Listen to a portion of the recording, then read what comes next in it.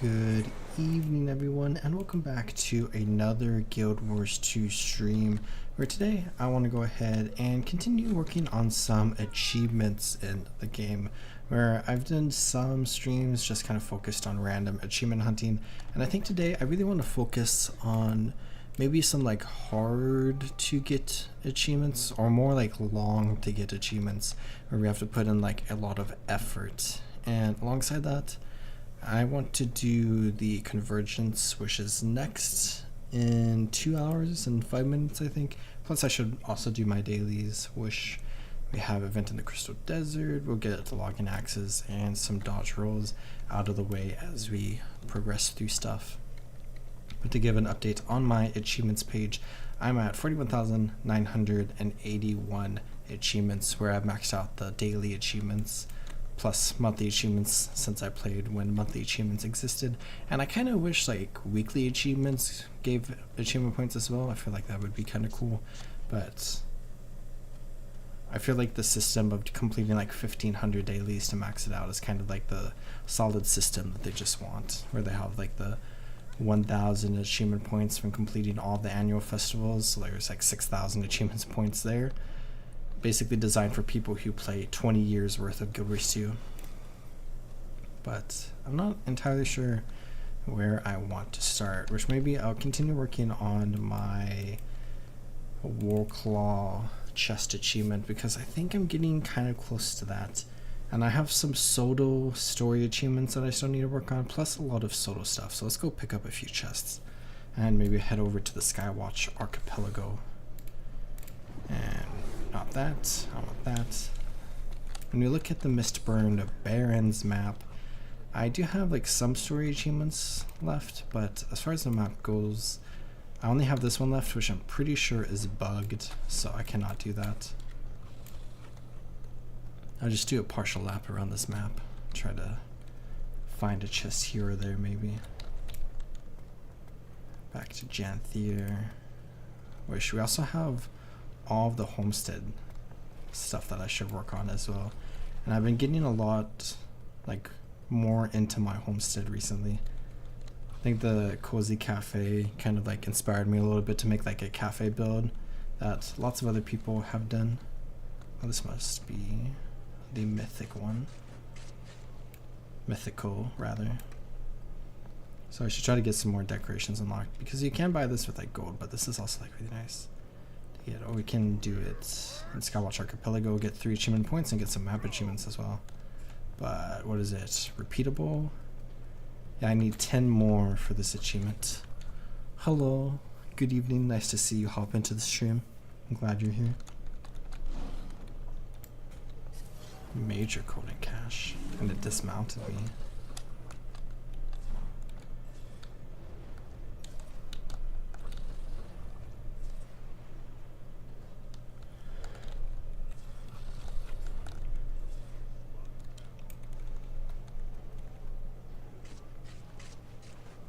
I've talked about this a lot, but I really enjoy this activity of just running around the map and picking up a bunch of chests with my Warclaw. It's a nice relaxing activity, plus it gives you a decent amount of stuff. I feel like it's a good wind down activity, or in our case a wind up activity.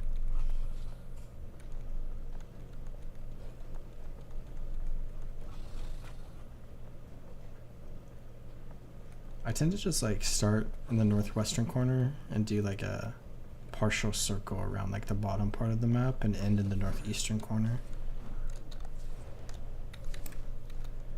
I like never go across like the top part or the middle part of the map really.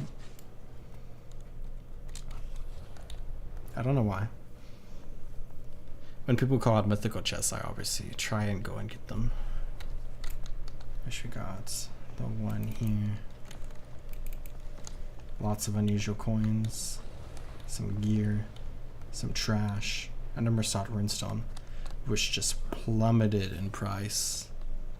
I remember, I think they got up to like 2 gold because people thought you would need a ton for like the legendary spear, which they might go up in price because you might need a ton for the legendary backpack. Also recently there's like the Tiger's Eye pebble. Is it still? Oh, it's gone down to 40 silver. I think it was like a couple silver each, and then with the April Fool's Festival, it skyrocketed up to like 50 silver, I think is the highest. Same thing with this orb. But I saw they added the new thing that you need a tiger's eye pebbles for, and I saw that they were going up in price, so I bought like a stack at 20 silver, and then sold it like an hour later for like 50 silver, and just doubled my investment. True stocks.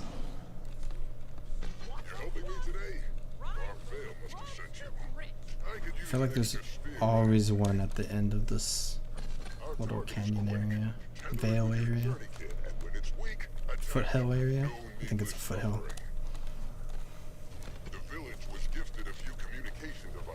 Okay, I see nothing. Let's go to Skywatch Archipelago. Because I didn't do a lot of Soto stuff when Soto was around. I mean, I did a lot, but I still have like a lot of different achievements I need to catch up on. Plus now we have the new one in Skywatch Archipelago, where we have to complete some different events. Coming to Soto. Yeah, I've completed all of this, but I still need to do all of this. And there's two areas, Draknar's Light and the Jade Mech Habitation Zone. So maybe I should go for those first, because I haven't completed all the events there. Let's track this, and then is Draknar's Light. I think I'm almost done with that. Draknar's Light has a ton of stuff going on. So search piles of rubble and suspicious trees for Stone Summit. There's one event going on.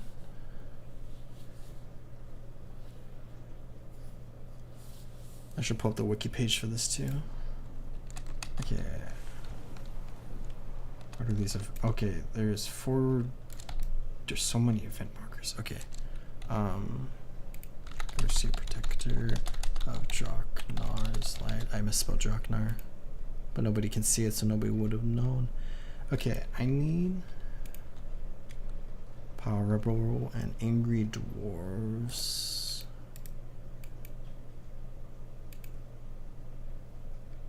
Okay, I think this is a suspicious tree. Okay, I think both of them are actually up right now. Let's come to this one first. Bring back chat. Let's see what I can do. Okay. Rowdy lot's been carrying on about voices and wizards or some such. Few anvils short of a full smithy, if you ask me. They've become a real pain as of late. What's the over-under on dwarves becoming a playable race in the future? Because they've done a lot to bring them back.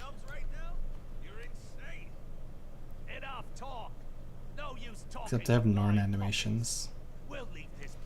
So they'd have to do like a whole new rig. Or just let them have Narn animations, I guess.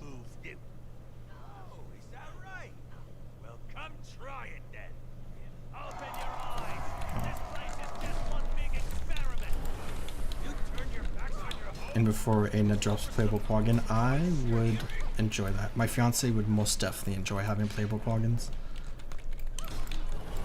And I highly doubt we're going to get a playable race in Guild Wars 2 in the future, especially since they've done a lot to like add combat tonics, and they've added the new avian skins, and then there's like classic dragon skins and stuff. But if you do see like a Guild Wars 3 in like 10 years or whatever, I do hope we get to see like a few new playable races maybe. Adding like, you know, 10 total playable races would be like a big jump from like the 5 that we see already, but I think it would be fun with like a new MMO. If they're like starting from like ground zero and have to like build everything up, it's like the best opportunity to like try to add a lot of new type of things. Cause like there's so many like skins with like Guild Wars 2 nowadays and like story steps where it's like hard, but if they design Guild Wars 3 in mind with like having 8 playable races, having quaggins, dwarves, and tengu could be very realistic.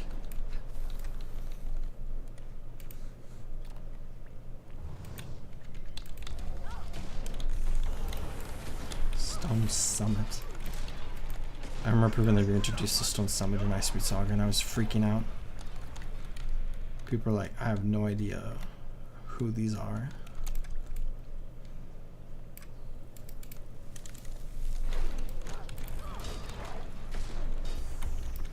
So the veteran has a break bar. How fancy.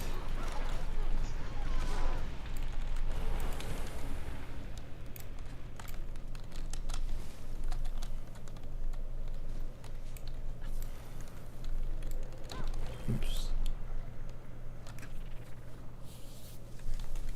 If we were going with an aquatic race, I feel like we could get the Largos. That's the more likely one. But also, I feel like Largos are kind of like set up to like be a pretty small race when it comes to like how many of them are out there. So it might not be really realistic like lore-wise to have Largos as a playable race. But I feel like with them you could go the Drakthir route from like World of Warcraft, where you add a new playable race but they only have like one piece of armor. So then there's not a whole lot of customization you have to do. Okay, so I've done that. Jademek Habitation Zone, Kestrel's Search for Survivors, and Kestrel Supplies from the Naga. Okay, I see one event on the gate. I should pull this up. Jademek. Or Protector.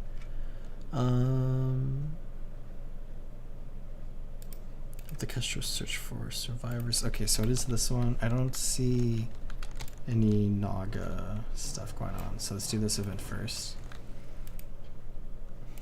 Alright everyone, going in to look for survivors and get them out. Hopefully the intel from the speakers is still good. Let's not waste any more time then. The speakers.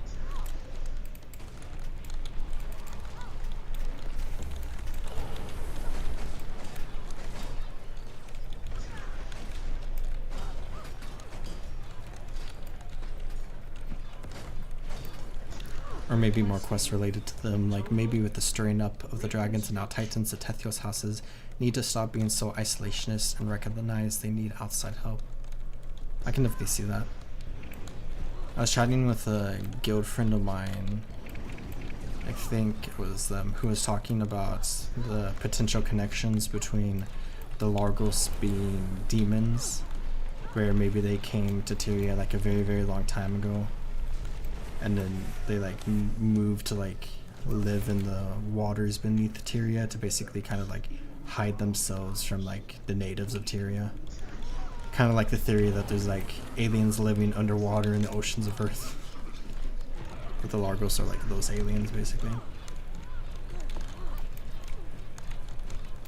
Or they're like a very small number but like very, very advanced, and they have limited contact with like the surface dwellers or whatever.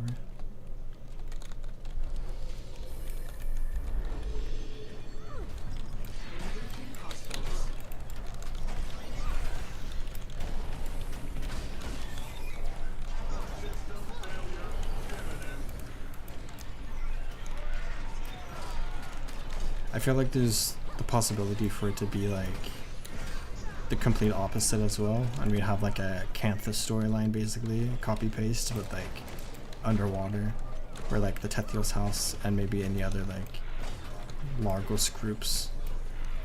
I'm kind of fuzzy on my Largos knowledge right now. I know like Tethos house. I feel like there was another one that's like mentioned in the personal story.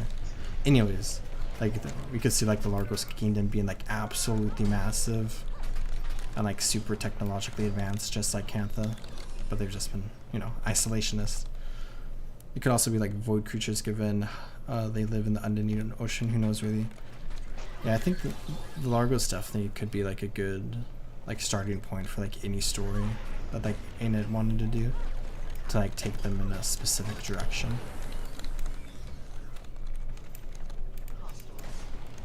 Because they're like a somewhat like prominent like faction, but a faction that like you don't really know anything about. So they could realistically be like a central part of an important story, but because they're so mysterious and we don't know too much about them, the story could go literally anywhere.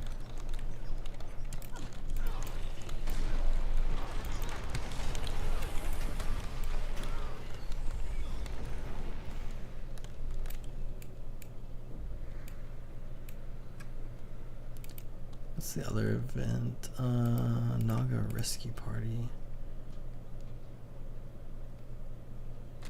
Oh, this one starts here. Okay.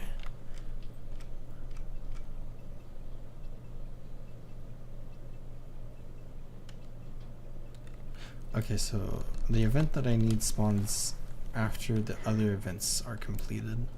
Good to know. I take you have been playing for a long time. I have, I think, November 8th, 2012. That's when I started. A few days after my birthday. Give her shoes a good present. But I didn't play Guild Wars 1 until 2014. So I got into that, you know, several years after the game went into basically maintenance mode. But I've been playing Guild Wars 2 pretty much for its entire lifespan. You know, I technically didn't play since August. But the first major update for Guild Wars 2 was the Shadow of the Mad King Festival. The very first one. And I got to play on the tail end of that and got like at least one achievement. Let's keep moving. Historical. I got attend the party. This is my proof that I played in November 2012. Also my /age. I started in 2023. Before that, never heard of Guild Wars at all. It was a fluke that Steam recommended the game to me. I feel like Guild Wars 2 and like Guild Wars in general like used to be kind of well known in like the MMO community when like Guild Wars was kind of at the height of its popularity. Like some people like talked about it being like a contender against World of Warcraft, but it never like really shaped up to that. And then Guild Wars 2 had like a lot of mainstream like news and attention surrounding it in like 2012, particularly if you're in like the MMO community. But since then it's kind of like died down a lot. A lot of people have opinions about like ArenaNet's marketing strategy, but like I feel like just in general not a lot of people know about like Guild Wars 2 despite it having like a pretty big player base and it getting, you know, a decent continuous amount of revenue according to their quarterly earnings. Look, there's another group of them. I've wondered if I would enjoy Guild Wars 2 if I started playing it recently, because I think definitely one of the reasons why Guild Wars 2 is like basically my favorite game is because I've been playing it since 2012. So I'll have like a lot of like, you know, nostalgia and like favorability towards this. Plus like, you know, I've been playing for, you know, what is it, almost 13 years now? That's kind of hard to say. So like, why would I quit now if I've been playing for 13 years? / I do just like genuinely love and enjoy the game, so. But I know a lot of like newer players, and maybe you've had this like experience with the game. It's definitely like intimidating to get into it because there's so much content. And if you're somebody who likes going in a chronological order, it takes like a very long time to catch up to like the modern day updates for Guild Wars 2. And if you're someone who likes to skip ahead, it can be very confusing, both from like a narrative point of view and also like a gameplay point of view. Because there's so many different like systems and types of content. You got like, you know, DRMs, dungeons, fractals, raids, strikes.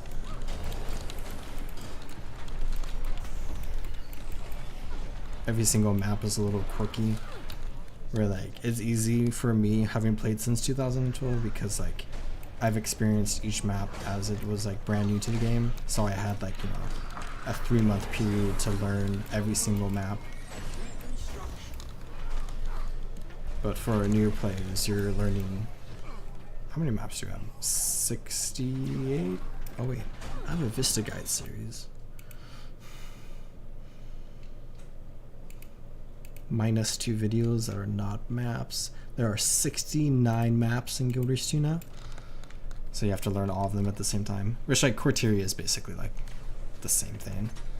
From map to map to map. Just like different types of events and stuff. I loved it, never played an MMO like this one where when you switch weapons the skills change. Never encountered that before and I play a lot of different MMOs. Yeah, I've definitely played a decent amount myself. And I feel like Guild Wars 2 is very, very unique. A lot of MMOs, especially ones created in like the last like 15 years, feel very similar to World of Warcraft in many ways, because they try to create the game to be like World of Warcraft, since it is one of the most successful MMOs, the most successful MMO of our time. Thank you, friend. I remember I played Rift when it was like very popular, and it felt basically just like World of Warcraft, but like jankier and with like a different story. But it was kind of like, it was like very weird to play because it felt so similar, but it felt like so different at the same time.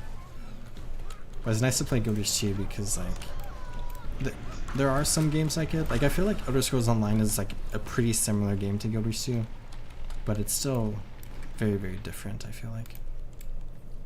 But that might be why I enjoy Elder Scrolls Online a lot as well. It's because it's kind of similar. What got me interested was the story, and I'm missing a big chunk as I don't own yet the Living World Seasons and Ice Speed Saga, but I've done all the other X-Packs, main storyline wise. I definitely think it's a fun experience if you, once you get like all of the seasons and Ice Speed Saga, which I count in my head as a season as well, but Arena Net counts it as like kind of its own thing. Anyways, if you play through like the story in like chronological order, once you get everything, like make a brand new character. A lot of people recommend a Savari for like the personal story because of Traherne through like the end of Heart of Thorns, because it's like a lot of Savari story.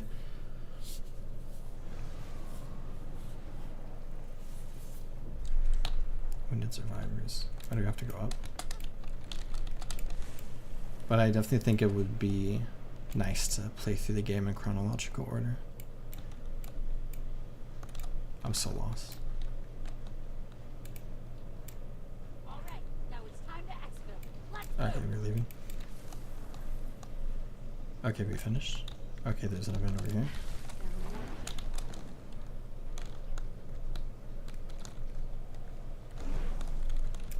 What event is this? Oh, this is not one that I need. Oh, we need to do the Minji one. I don't think this one's important, but it would be good to get the waypoint unlocked.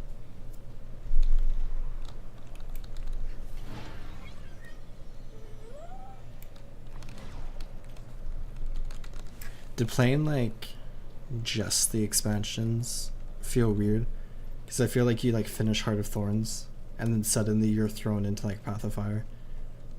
I'm trying to remember the intro mission for Path of Fire does kind of introduce Balthazar, but you don't see Balthazar until what is it, chapter 5, chapter 4, when you go to the Desert Highlands for the first time. I feel like they don't do a good job of setting up Balthazar necessarily as like a villain on like the foundational level in Path of Fire, because I feel like they do a lot of that like build up in Living World Season 3, where like that entire season is basically kind of like the prologue to Path of Fire in many ways, because you'll learn a lot about like the consumption of magic. I won't spoil too much. And also about like Balthazar as a whole. I also have to have more stuff to do. There's some stuff I haven't done much, like strikes or dungeons. I do fractals now and then, and I tried World vs. Road today, and it was interesting. Yeah, World vs. Road is definitely very interesting. I was playing it recently, a couple days ago actually, and I feel like I enjoy it less nowadays than I used to. Where I like really enjoy the idea of the alliance system, but I feel like oftentimes I just don't enjoy playing with the people who happen to be playing World vs. World on like the specific alliances or servers or whatever that I'm on. At least compared to like, well, back in the day. But I feel like everyone is like super grouchy nowadays. Which like everyone's always been grouchy, and that's like in PvP mode in a nutshell. But like World vs. World was always better than like PvP, and I feel like it's getting worse now.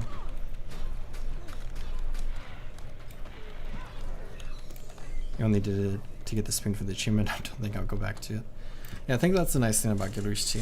Like, I'm somebody who likes pretty much every aspect of Guild Wars 2, and while I do play stuff like World vs. World and PvP less than like other stuff, because I enjoy it less than other stuff, I still play it, but it's not like really like an important part of like the game as a whole, because there's like so much other stuff you can do.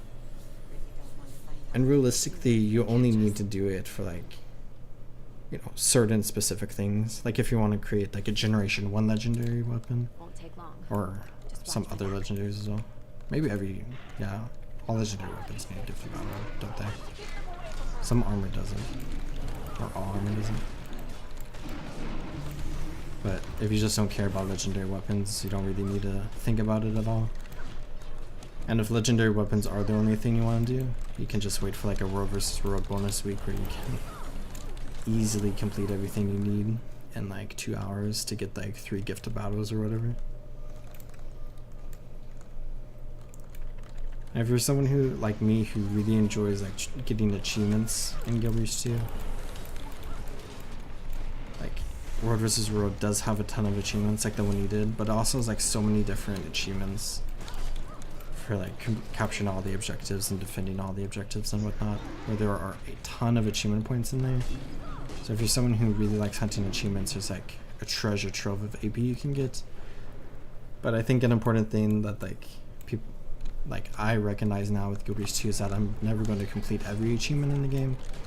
So I don't think it really matters too much that I specifically complete the World vs. World ones, especially if you're an individual who doesn't necessarily like playing World vs. World. I watched a couple of guides on legendaries, and no, sorry, that's too much for my brain. I'll stay with my Ascended gear. Yeah, Ascended gear, perfectly fine. I think legendaries are the most beneficial if you're somebody who enjoys like build craft and like playing like a bunch of different types of builds on like multiple different characters, or 2 are like super into like in-game raiding and stuff. And even then, it's just nice to have to like help you out. But Ascended gear is pretty easy to get, especially now with the Wizard's Vault, because you can get 3 pieces of armor and a weapon every season, which is nice.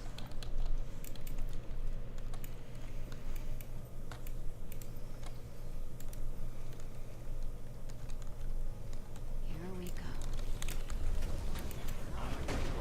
I have 1 set of legendary heavy armor, since Guardian is my main, and it is nice to have that, because I can swap like armor sets on this character, and then any warrior or revenant or other guardian I have, it's nice.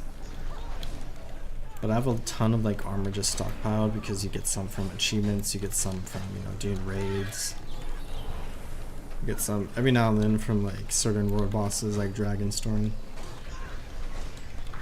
So if you play for a long time and you like don't change your gear too much, you can just build a stockpile of like Ascended equipment for when you do want to change or get a new thing.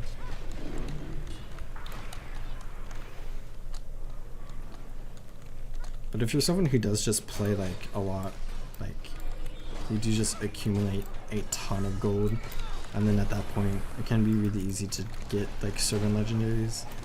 Some require like more effort, and like some methods like require more effort. Like if you want to build a Gen 1 legendary, you can just buy it for gold, or you can do the collection, which the collections are fun unless you have like a bugged event.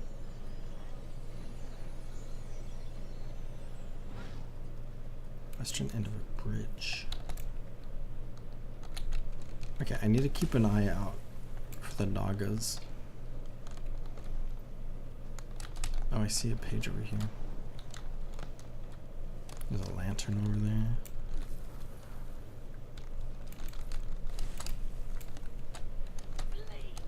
Grab this. I rely a lot on the Wizard's Vault rewards. I use that gear to gear my warrior, the only one so far that has Ascended gear.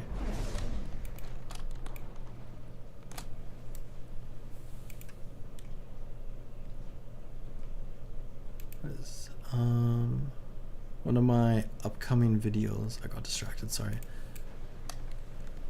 I'm actually doing some stuff in my Let's Play series very soon about like the Wizard's Vault and gearing your character through that. And it's definitely very, very nice. Because if you play 2 seasons, you get 6 pieces of armor and then 2 weapons, and like honestly you're good to go. If you complete like weeklies, you can get some laurels to get some accessories and stuff. And if you just play casually, you know, 2 more seasons will pass and then you can have another character geared if you want to play like another character. But lots of people only like to play one character.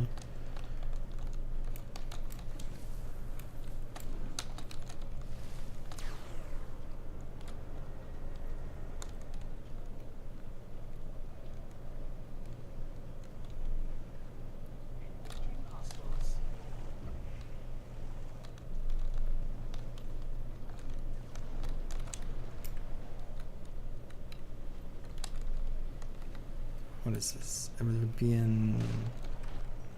Is that a wizard's tower?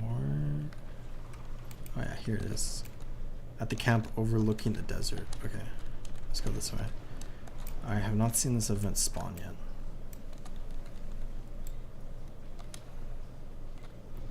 Is it right here? Or is it over there?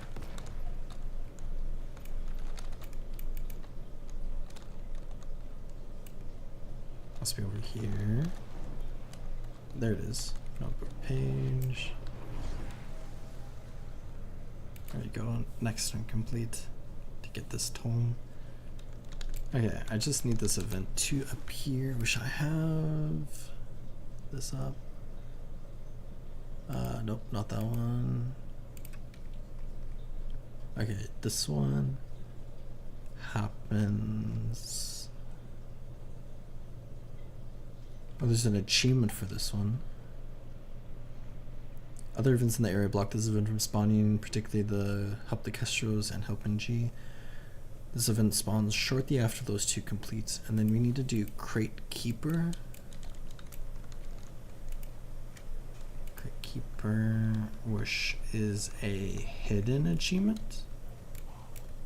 Oh, wait. Okay, the event's spawning. What is this achievement? Where is it? Where is it? Crate Keeper? Protect all 3 crates from being destroyed. Okay. What's happening? The Naga are so cool. We're just trying to survive. Kill them and destroy their supplies. The rest of their kind will starve. I see now. These city types really can't handle much violence. So we have, okay, one supplies is all the way over there, and then that one is there. They're coming from every angle. One's there. Let's try to grab their attention, group them up, and then I should grab their attention. Don't go for that crate, buddy. Don't do it. Oh no, don't do that. Okay. The hit took down 15%.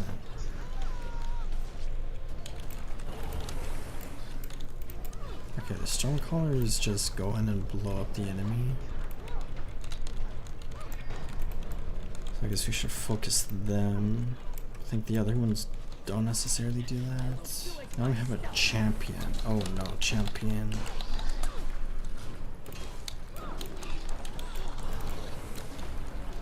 Oh, the Venom Caller also. Oh, they all blow up. Okay. This is not good. Oh no. Okay. I feel like I'm not going to get this achievement. I know for next time to get some people over to here to help.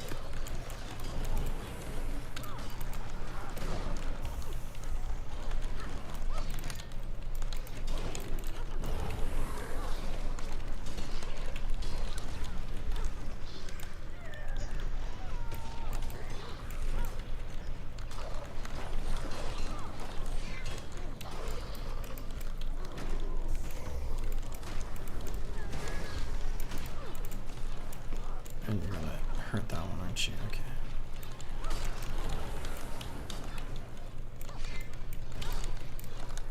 You can stop whatever it is. Oh, that one's gonna break, isn't it?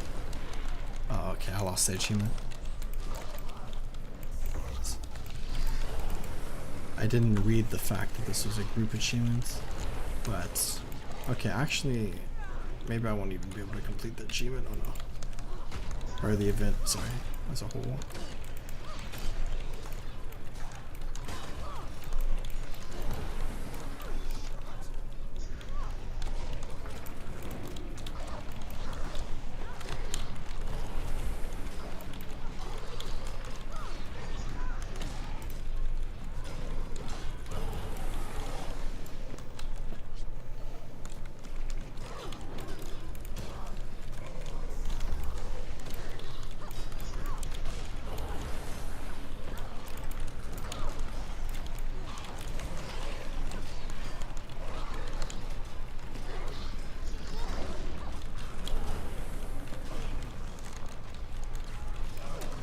Oh, I thought I dodged. So many blinds. Oh.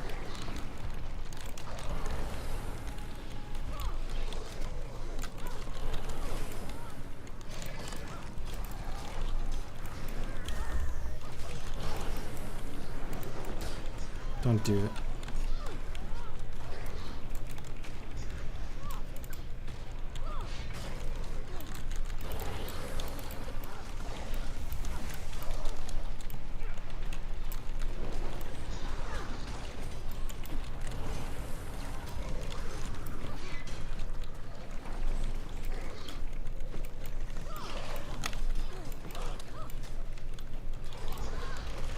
Don't do it.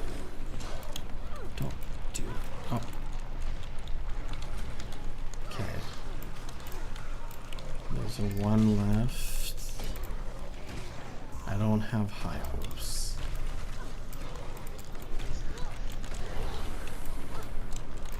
Okay, you're really... You can attack me and not the supplies.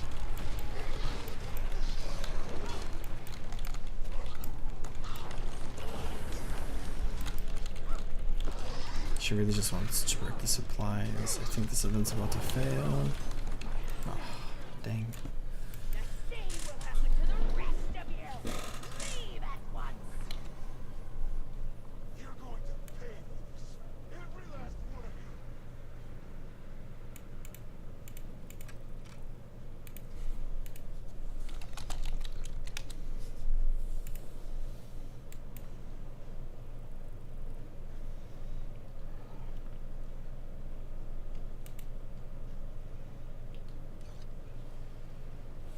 Yeah, let's go check for this event. I forgot. I think I've completed 3 events now? 4 events. 4 events.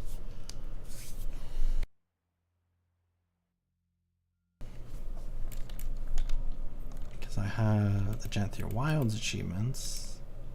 Skywatch Archipelago. That event was so rough. Okay, this event is not up. I have that lantern already.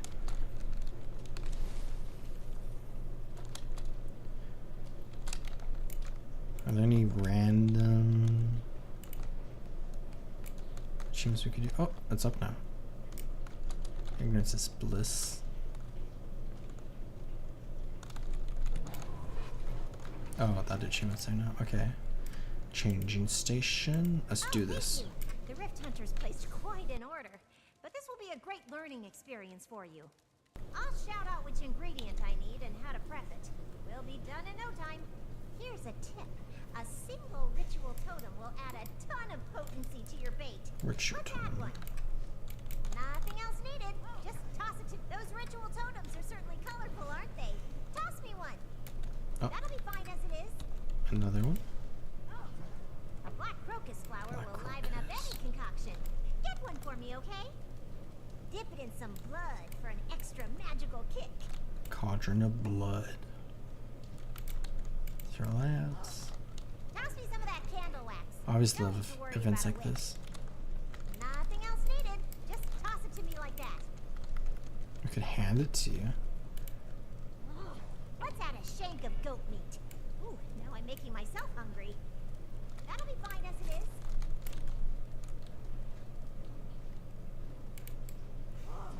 Those ritual totems are certainly colorful, aren't they? Toss me one.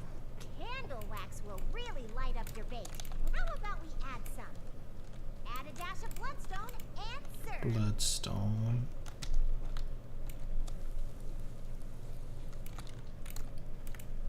Oh. You moved. Candle wax. Throw that. Almost I need a failed. bone. Any type will do. Splash it with some blood first. Bone and blood. Nothing helps Just the like the structure Mystic quite like a Forge. bone. Quickly now. Nothing else needed. Just toss it to me like that. Can you toss me a bone? Don't worry, I can catch. That'll be fine as it is. No, not that one. That would never work. Oh, a bowl. Here. A black crocus flower will liven up any concoction. Get one for me, okay? Splash it with some blood first. Great work! Now we just need to get these out to the Rift Hunters. Okay, this is a 3-event chain.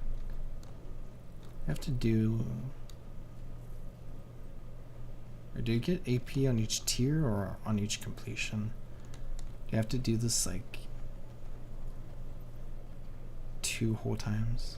Oh. Okay, I guess let's follow her. Only the strong survive.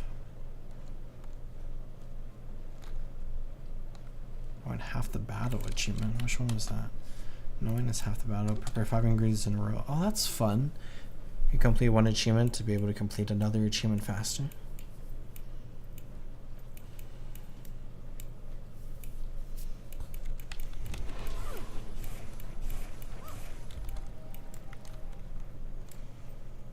The Rift Hunters are waiting on their delivery. Hop on your sky scale and follow me.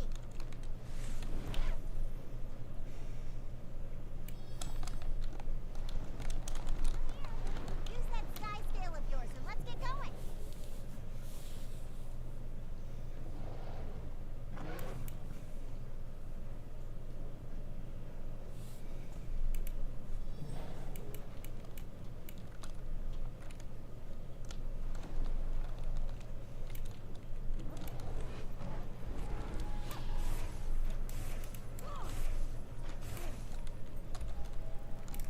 Help me take care of them so we can get back to work.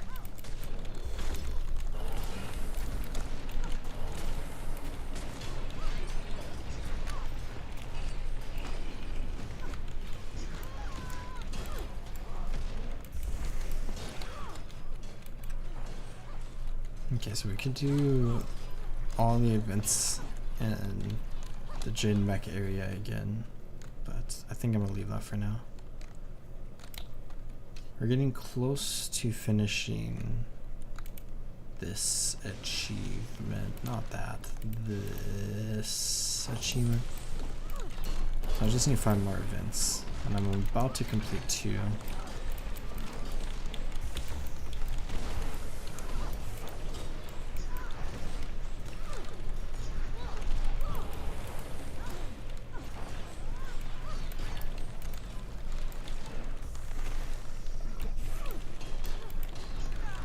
This Earth Elemental is definitely heavily armored. Break that. Nice. Now you can take more damage.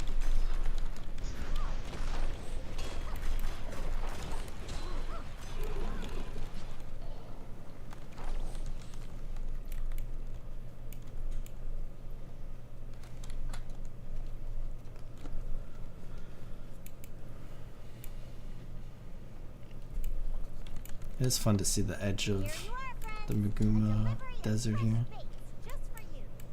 That's great, Briella. I guess this kind of Wait, is. so how This does is all the work? wastes. Do I just twist this part?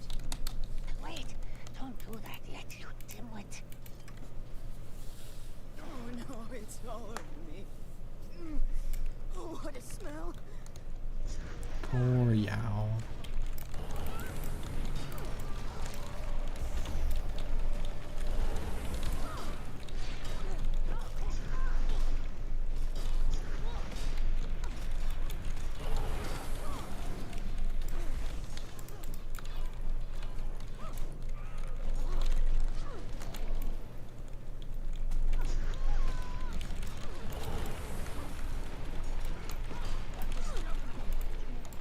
Nice, nice. Completed those 3 events. Can try to find survivors in Garenhof. Or we could do this one. This leads to 3 events, yeah?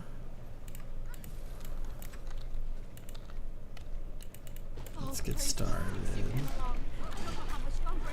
Oh yeah, this is 3 events. And I'll be like 2/3 done with that achievement. And I should be able to finish the collection one. Or the decoration one, rather. Home sweet home.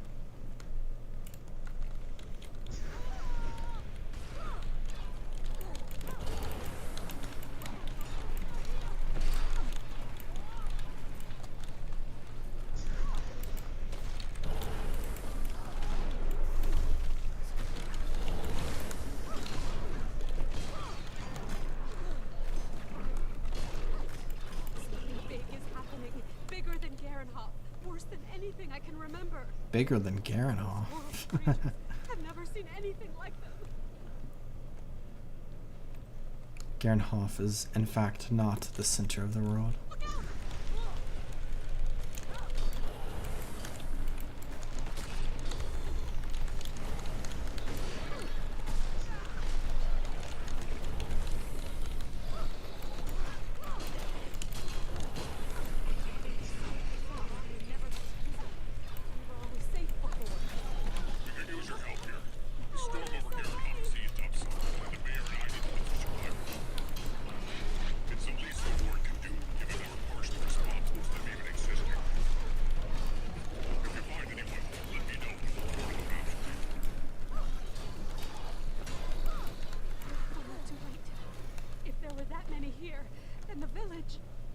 Let's just keep moving.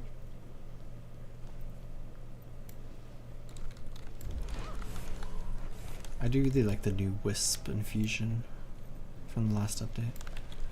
This was a really fun adventure.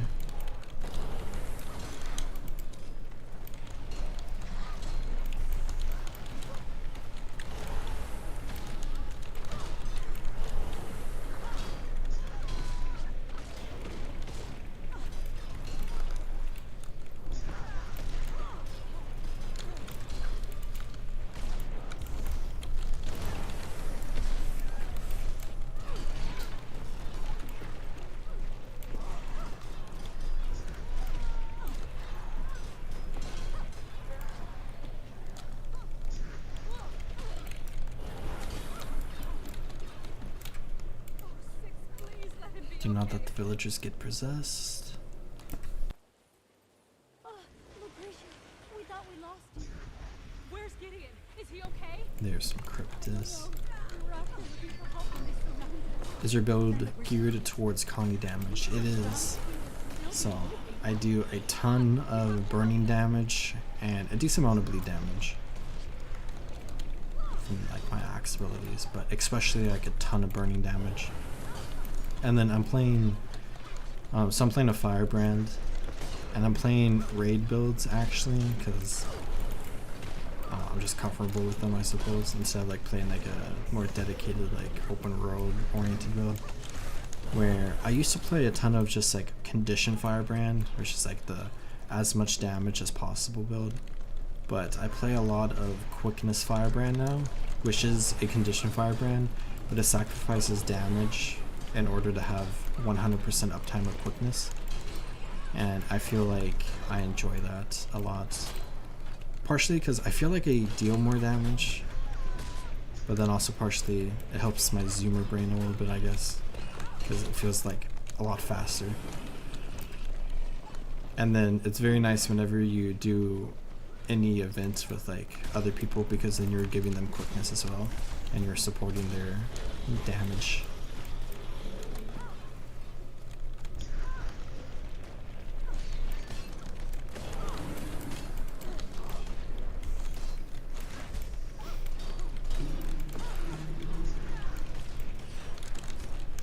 That is the nice thing about legendary gear though, is that I don't need a bunch of different ascended armor sets to swap between, like playing like a condition firebrand or a quickness firebrand, or on rare occasion I play healing firebrand.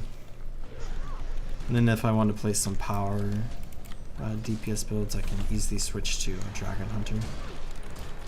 Or should I play that in Road vs. Road in PvP?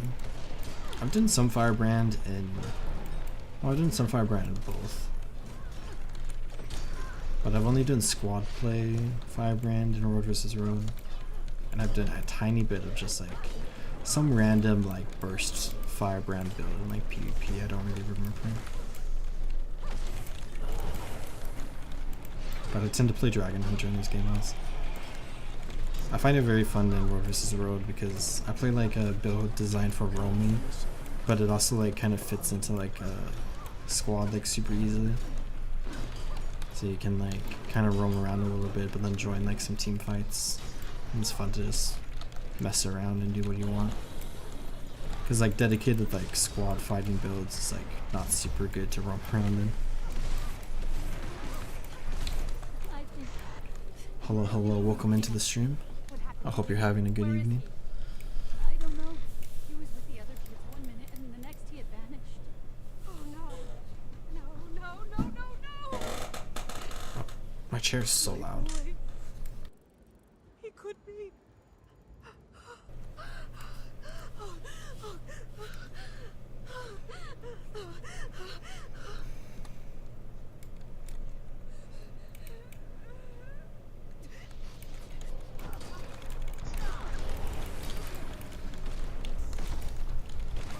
But I find this build in particular to be very nice because I have a ton of grouping abilities with the axe and with firebrand tomes, and I have a ton of stability and stun breaks. I have some extra healing if needed. I should probably not stand in the fire. This build just does a ton of AoE damage, which is nice. And it does have a decent amount of power damage, so when you happen to be in like Central Tyria and you're fighting a wall that can't have condies inflicted, it's definitely still a painful experience, but it's not as bad as like some other builds that have even less power damage.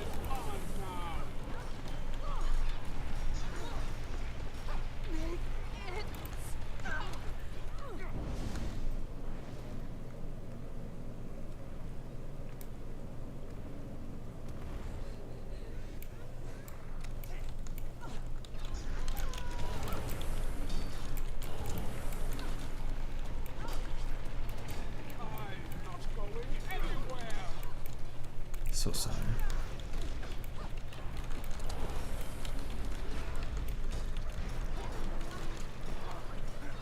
Nice. God. What was that? Completed Home Sweet Homestead Skywatch Archipelago. Is I'm assuming there's one for Omnitas. You know, Gideon. He's probably just hiding under a bed somewhere. You're right. Battle for Lion's Arch. Is there not one for Omnitas? Or have I done it? Oh, I have done it already. So...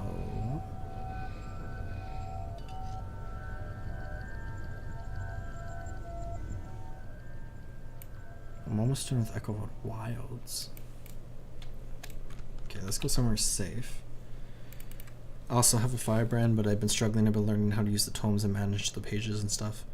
Yeah, it can definitely be a bit more complex than some other classes because there's a bunch more buttons to press. Like elementalists and engineers are often like kind of hard to play just because there's like so many potential buttons you could press with all the different kits and attunements and whatnot. Where Firebrand is kind of like approaching that level. And with a lot of engineer builds, it's like more than an engineer even. For each one is kind of situational. When you're playing a Condi build, you typically only ever come into the F1 tome, the Tome of Justice, because this is like dealing damage, and then Resolve is like healing health and Condis, and then 3 is like defensives. and swiftness. So like spamming this is nice to get a bunch of swiftness if you're running somewhere and you can't be on a mount. But like this one in particular, chapter 4, is important for like stun breaks. But typically when you're doing like a traditional like type of rotation, you only ever come into like tome 1.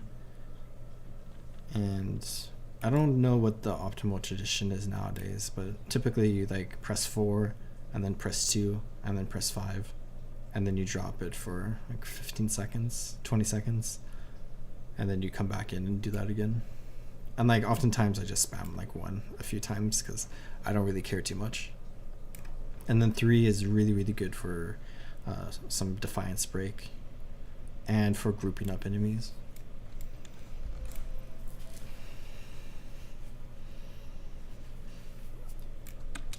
Like it's good to not necessarily spam like the pages with like the chapter 1, unless a build says it is, so then I guess it is, because I'm not like too up to date on like meta rotations and whatnot.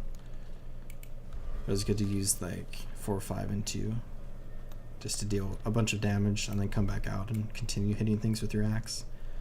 I think back in the day you wanted to swap like Scepter, use Scepter 2, go into the tome, do your tome shenanigans, drop the tome, use Scepter 2 again, then swap back to the axe. But I think nowadays Firebrands use Pistol instead of Scepter Torch. I'm not sure. I do think they still use Axe Torch. New recipes. I learned a bunch of stuff. Astral Ward Gate. That seems fun. Let's come to my homestead. I should grab my materials really quickly.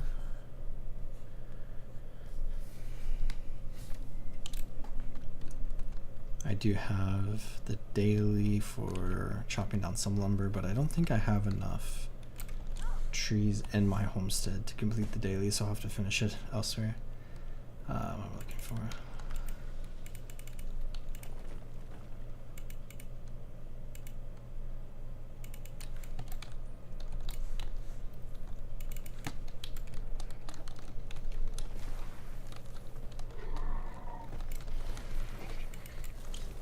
I haven't done too much stuff with my homestead, but I've been getting like more into it recently. And a dedicated viewer of mine recommended top 10 homestead decorations prior to Tyria Wild's releasing, and I've been working on that video a bunch recently. I've been looking at all the different decorations and stuff. I haven't crafted every decoration. I don't know if I would, but I've like looked at every single one on the wiki so far. I've been considering some different stuff, but I've done like just a little bit of like decorating. Got a giant dragon head up there, but the only like thing that I've like built that I'm like still working on is over here, where with the new cafe console, everybody's been building a cafe, so I did my own little take on it here. I need this to continue off this way in the future, but I have like where the cats come in and then they just come in to here. Got a couple of bars, few decorations, nice little fireplace. I went for kind of like an open air, you know, bar aesthetic that's on a riverfront. I think I did pretty well. Still a little bit more work to do here, but I had fun creating this. I spent like a long time just doing this, and this is like really small, and I still spent like a long time on it. My Firebrand uses Axe Torch and dual pistols, and I love it. I don't do good with rotations. I often just do what feels right. It's completely fair. I drop a symbol, group them up, blast them with fire breath. Yeah, I tend to just like roll my head all over the keyboard. And I try to do like rotations when I'm doing like convergences, especially like CMs with Soto. And when Tyria Wilds comes out, I'll probably do a lot of those CMs. But I haven't really updated my build in a long time. So basically like what I'm rocking right now is like the meta Firebrand build from like 2022, 2023. I think 2023 is the last time I updated my build. Which one? It was the gate, right? Astral Ward Gate. I can craft one of these. Pouch of Stardust. Wow. Let's take a look at this decoration.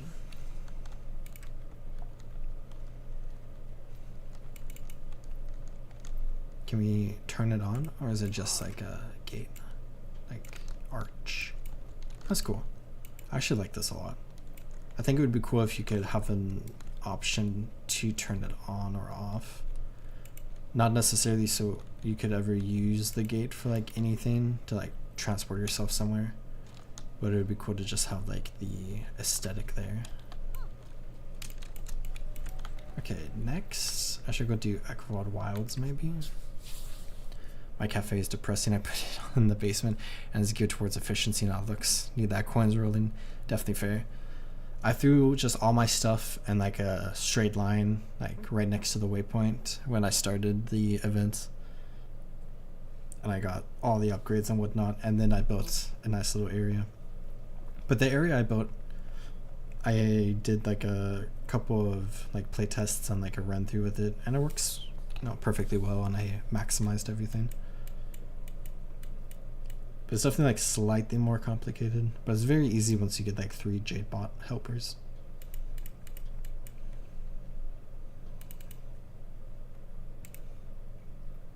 Any Echovod stuff going on? Gang wars in the tail end. But I don't think we're gonna find any groups for that. Guess what day it is? Protection fee day. Let's see. Money's here. Is this the MOA event over here? I might come back to Echovod actually. South Shrine today. When's Org Basin up? I need to remember 1 hour until the convergence. Org Basin. Oh, Octavine is very soon. I should go do that. Starts in 3 minutes. Takes less than like 6 minutes to do Octavine. Maybe even less. I might not go open all the chests if I'm being honest. Okay, and I'm in a map that's doing it. Time for picnic.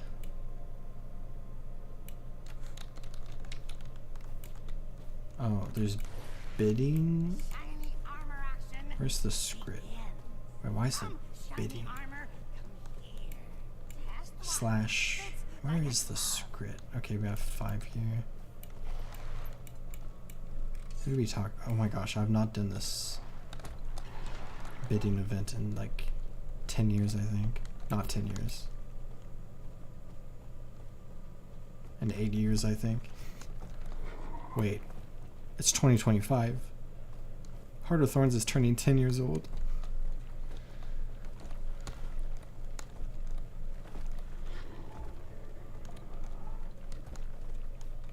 Okay, I think there's supposed to be a script here.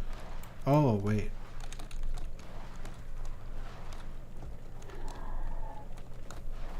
If only there were a ton of map icons guiding you to where you need to go. Okay, let's bid on this because this might count as an event that we need. I'll bid 40. Oh no! Nice. So sorry. There's one event completed. Crazy, is it? No, Oh. it's okay. Calm yourself. Modramoth will never have me. I don't really want to beat armor. All shiny armors. I'll drop this. Give it to somebody else. Mordra moss.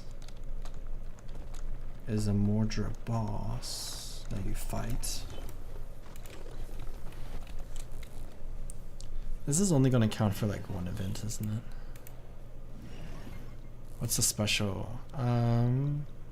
Group events will award more progress. We are protected Tyria for over a century. Its decorations will be yours today. Oh, the gate counts as one. And I think the gate counts as a group, so that'll be a group event. We have protected Tyria for over a century. It is indeed a group event.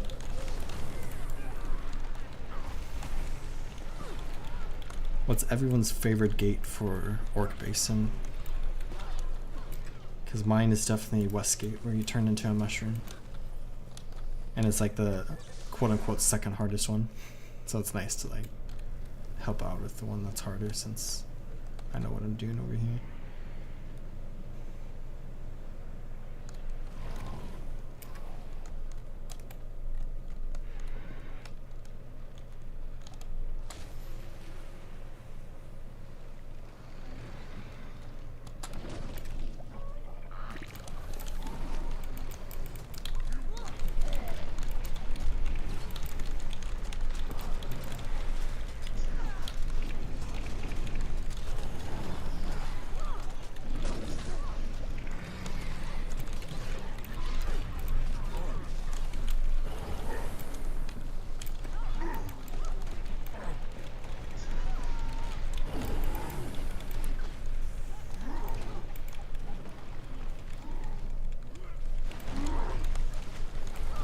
You prefer north? That's good.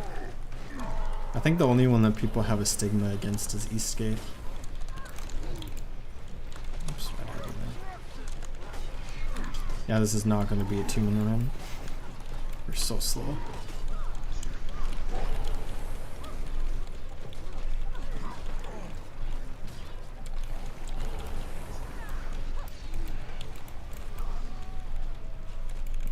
One day these stompers will die.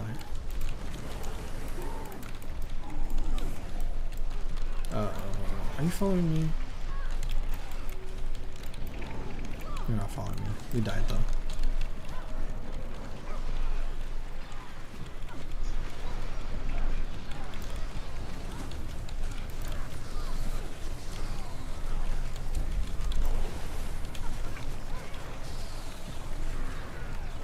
Oh, I've never seen that happen before.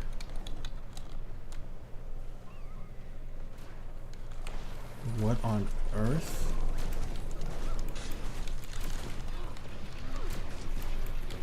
I'm assuming south is going to be fine. North typically needs 2 burns. What? I've never seen west 1 burn. I feel like I've done. Have I ever? I've done this meta like, oh, has to be like 300 times.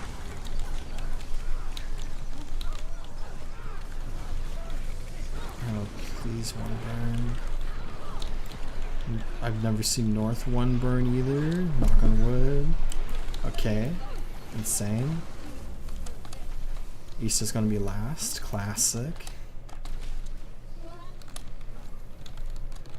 I can't sky scale up. I have to pray that there's 1 person awake at East. I have seen this reset because of East before, because everyone leaves.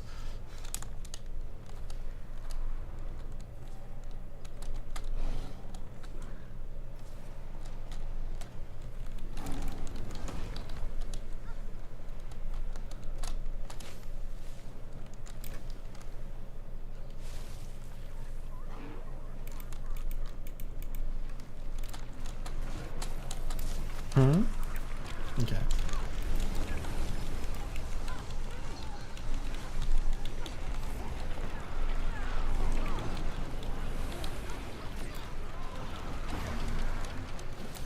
Bizarre. Oh, we got a ton of progress there. We only need 2 more events. That's the weirdest Tyria run I've seen in a long time. It was so incredibly slow at the start, and then it just like ramped up in the like the end, and then like East took like 4 minutes to kill hers.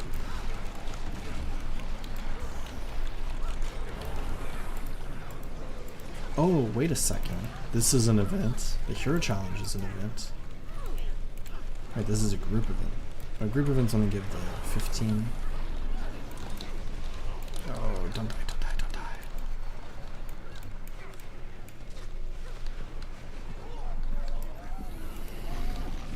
Let's open that.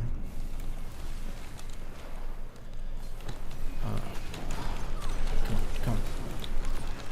I hit it, nice. And there's our 3 achievement points. Now, how many chests do I want to open?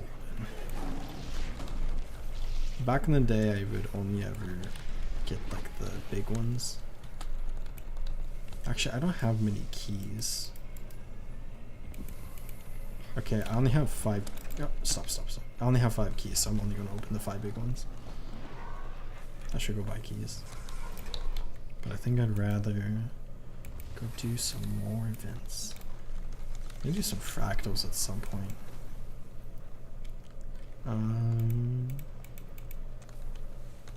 Oh. There was a group. Domain of Istan, domain of Kurna. Do we have a group for Heart of Friends? Is so far down the list nowadays. Group for Dragon Stand, nope. I actually don't even know the event timer. Dragon Stand restarts at 10:30, but I want to do the convergence at 11, so I'll ignore that.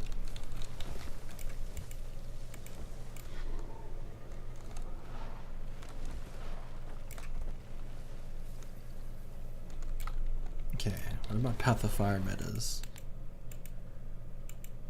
I should close some of these pages. Okay. Timers, Path of Fire. Doppelganger is soon. But that like goes past 11.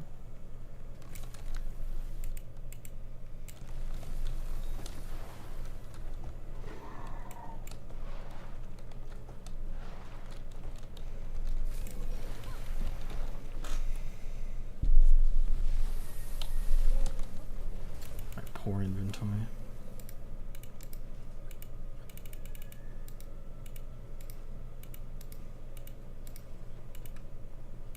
Oh, skirmish chest.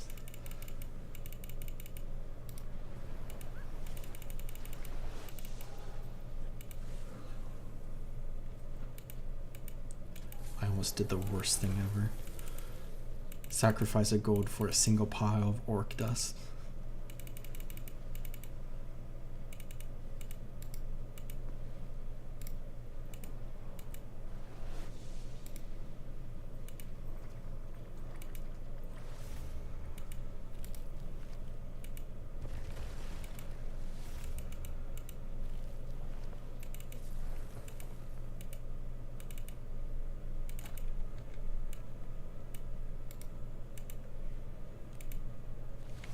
Okay, next. Home sweet home. Oh, they finally fixed this one. Nice.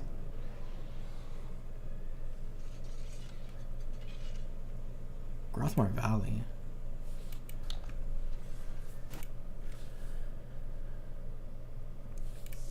Whose pits are going on? Let's see if they're actually going on.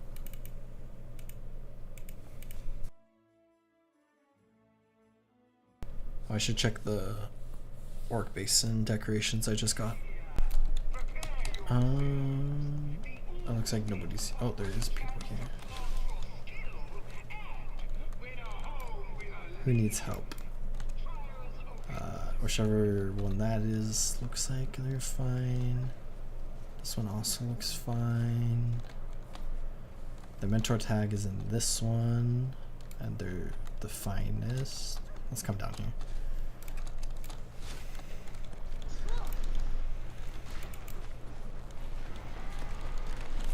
Speaking of stuff I haven't done in a while, I have not done this in a long time. Oh wait, is this the iron one?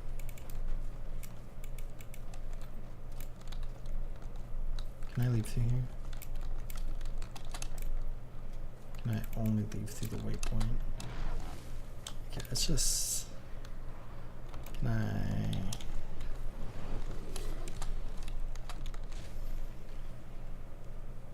The other two still have 2 trials left to do. This one still has 2 trials left to do.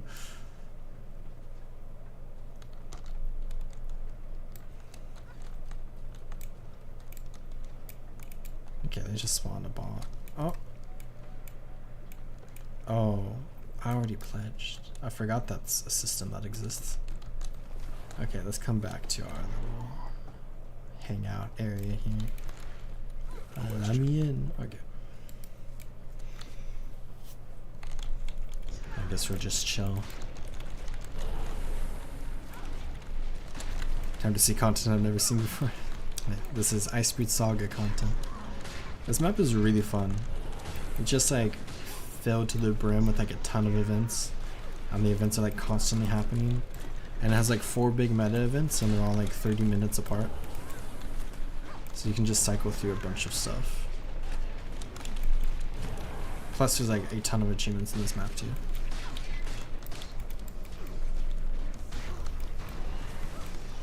I think this is my favorite map from Icebreed Saga. And to be fair, there's only 3 to pick from. As far as events go. As far as like meta and like aesthetics goes, Drizzlewood Coast is so much better. But just doing like random events, this is my favorite map. Bureau Marches is fine. As Drakkar, which is very cool.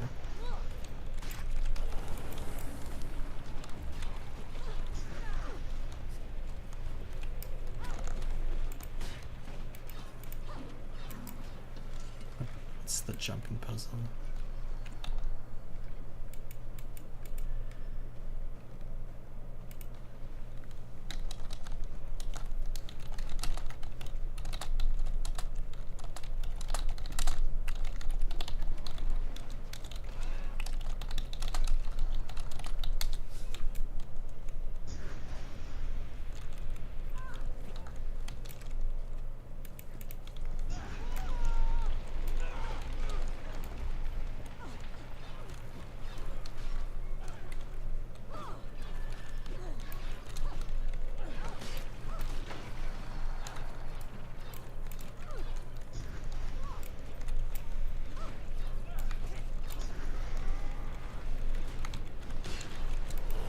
Time.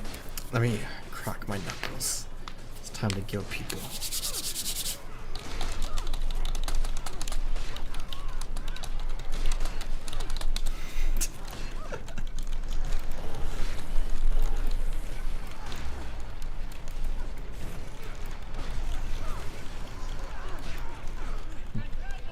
Grand Champion Ooze.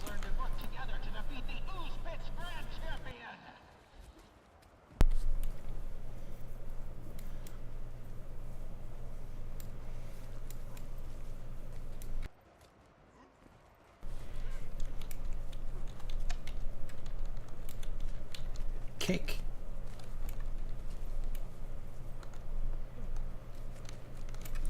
Ooh, the JP was interesting. Kind of weird you can glide and fly around with Scasio. Yeah, it is definitely kind of weird.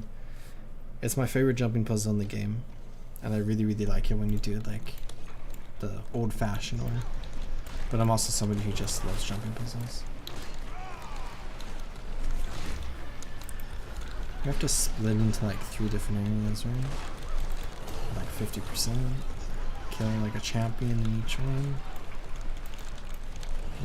and then there's like some mechanic where like 5,000 oozes spawn and they're all different colors. Okay, it happens at 75%. Do you want to stay in the spots we were? Okay, nobody's moving, so I'm not going to stay in my spot.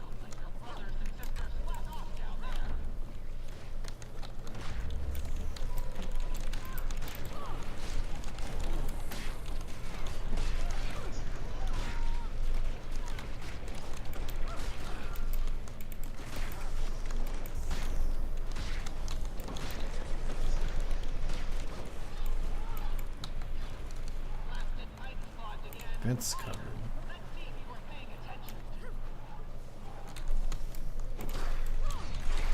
I don't remember for this at all.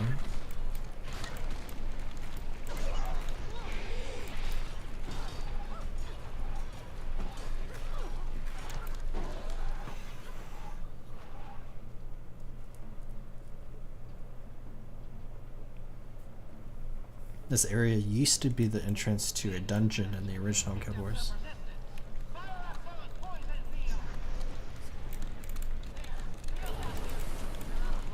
Same thing with the other meta. Like up here, this used to be the entrance to that area. Theater of Flame. That one threw me off because there's the Citadel of Flame in Guild Wars 2, which is COF, which is a Flame Legion themed dungeon. And then in Guild Wars there's the Cathedral of Flame, which is COF, and is a Flame Legion themed dungeon.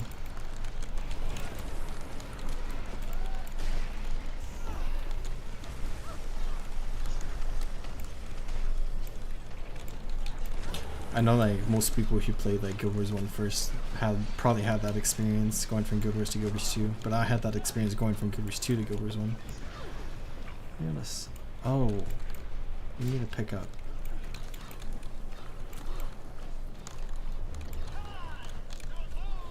I forgot about this.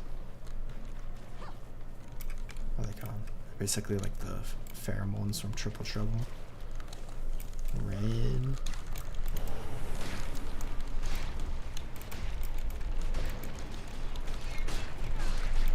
I think they switch every now and then.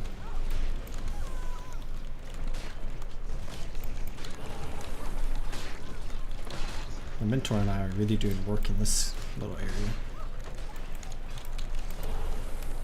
Okay.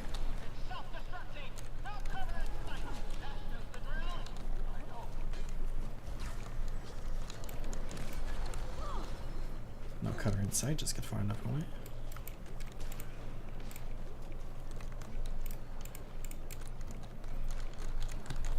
Or kill it before it explodes.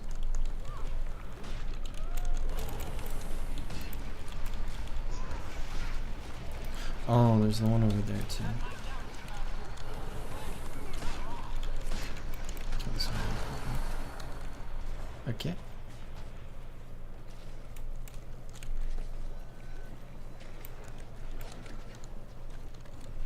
Or just killing the smaller ones now. Wow, it really has been a long time since I've done a lot of Grothmore stuff.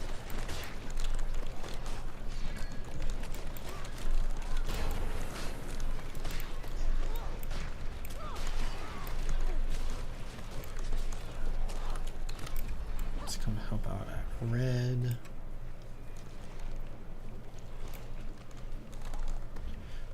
Gotta go. Thank you for the stream and good luck with your achievements and stuff. Thank you, thank you. Thanks for hanging out. I always appreciate chatting. That was a good chat. Good luck with whatever you have going on.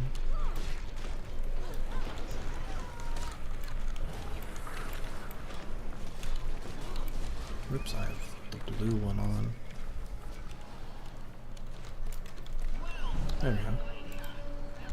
Some Grothmore Valley progress.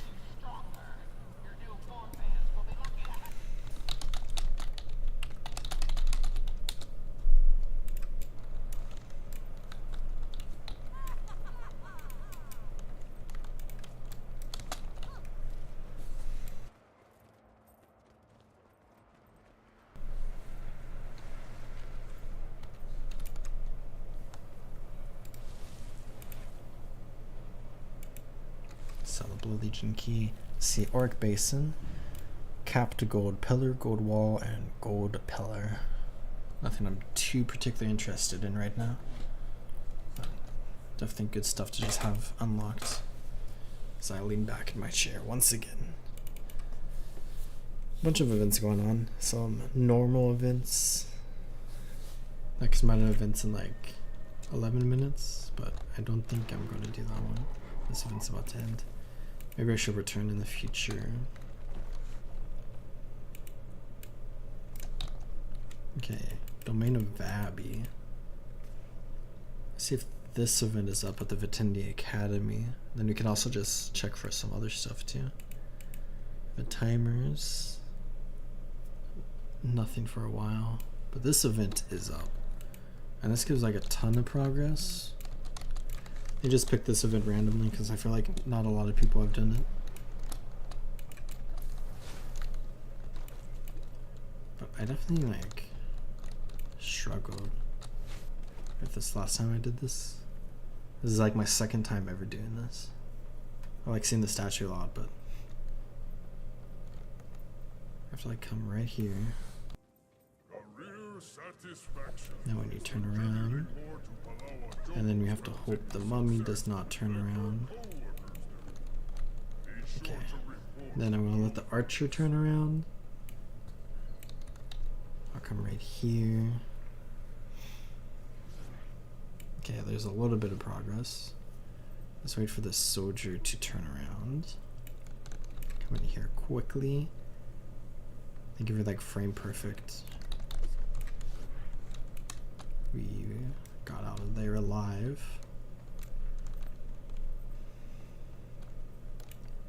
Okay, I forget how far this mummy goes. Oh.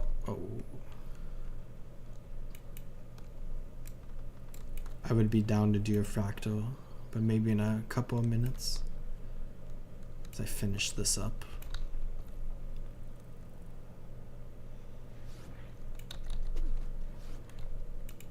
Oh, I evaded him. That's something you can do. Oh, this archer does some shenanigans here, right? Can I, like, carefully... Okay. Get up here. Oh, this level is, like, much harder. Oh, there's another player here. Let's get up here.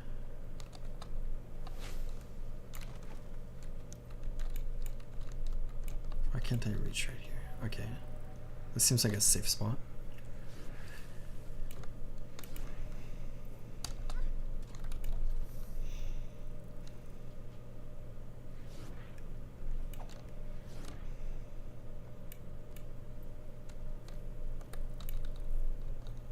I'm not carrying any paint.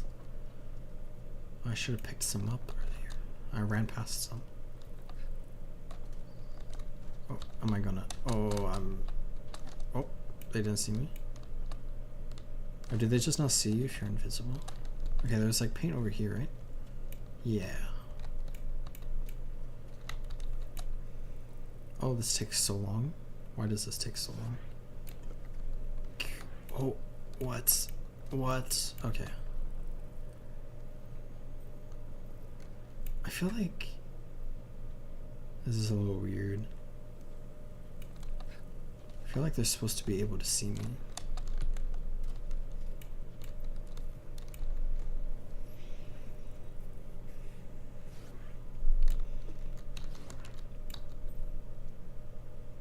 I'm gonna get grab here. Okay, I'm fine. Let's get this one. We're making good progress.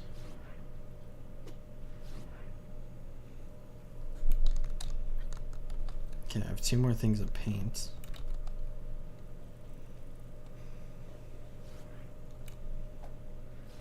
Okay.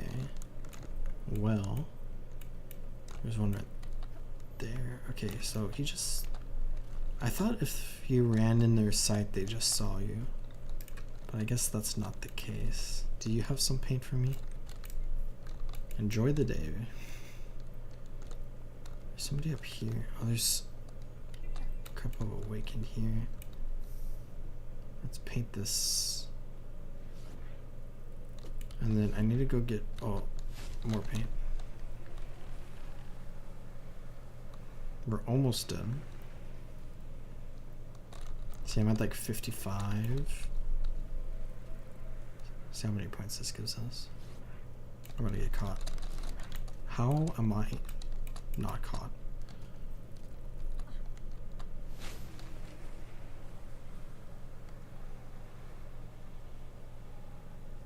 This paint symbol site's available, but not that one that I got first.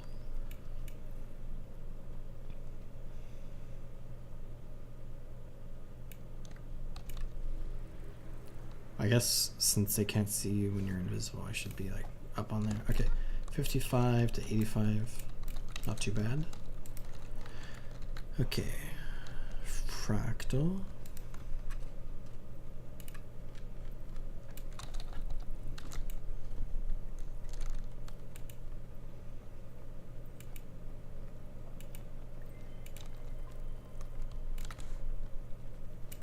Oh, there's a crystal desert event too. That's nice. If you could assist us, we'd appreciate it. Okay, can I get to that bounty in time?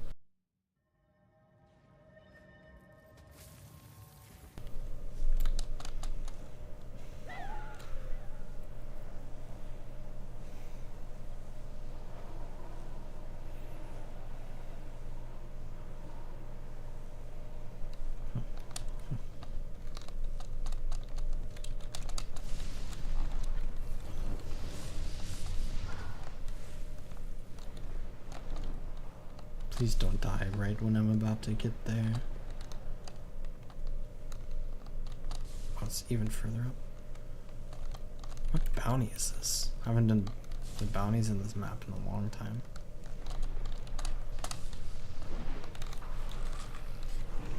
Champion branded ley line anomaly.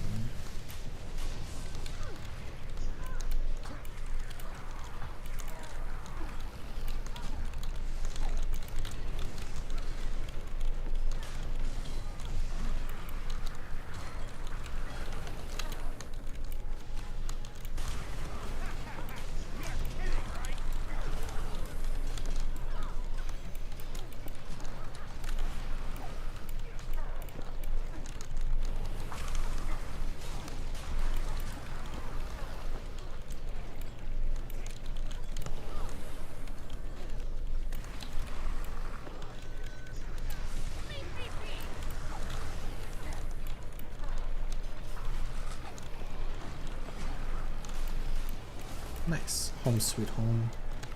Stead. Obviously the domain of Abbey. 41,995. This event just started again.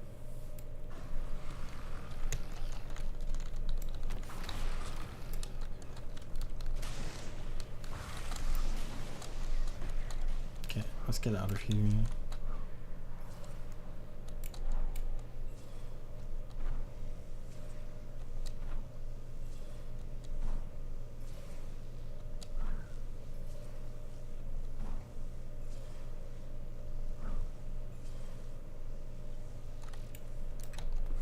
And let's go to Lion's Arch.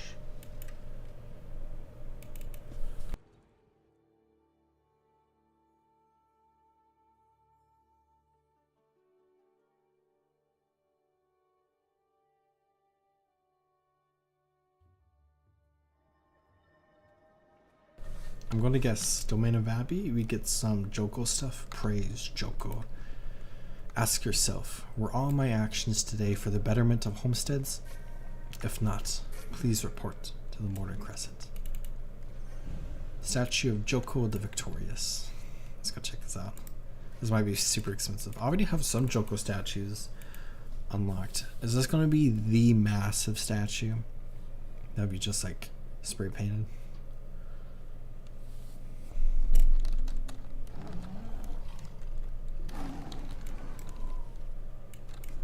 Joko, statue of Joko the Victorious. I have everything I need for it. But we have these 4 other ones. Decorate. Oops. Select decoration. Joko. Oh my. Okay, so this is the Elon Riverlands one. I select that. How big can we go?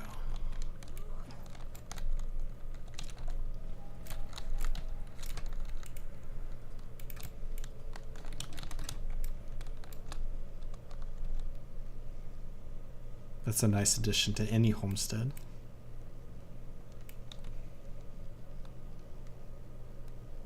This is insane. So detailed.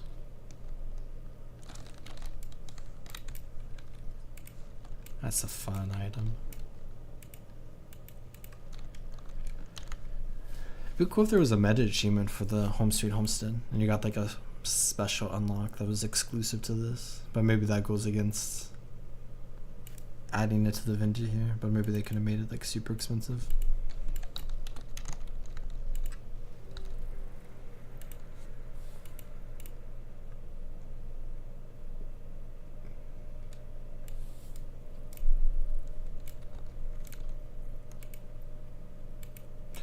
Oh, those other statues must be from Domain of Istan, but there was like the bug where you can like see it but can't craft it. That might be what's going on there. I was trying to build like the cherry blossom tree or whatever the technical name for the decoration is, and I couldn't because you have to get the item from Dragon's End.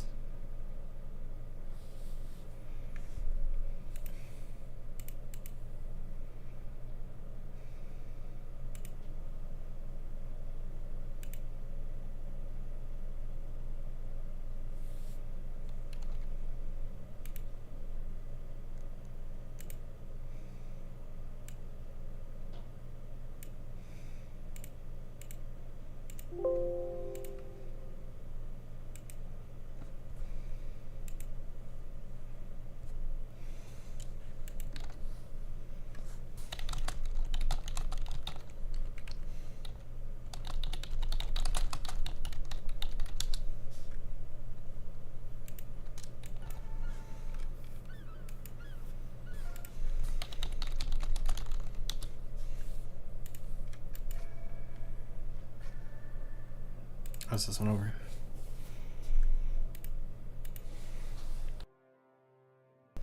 I just need 5 more AP for the next chest. What achievement do I want it to be?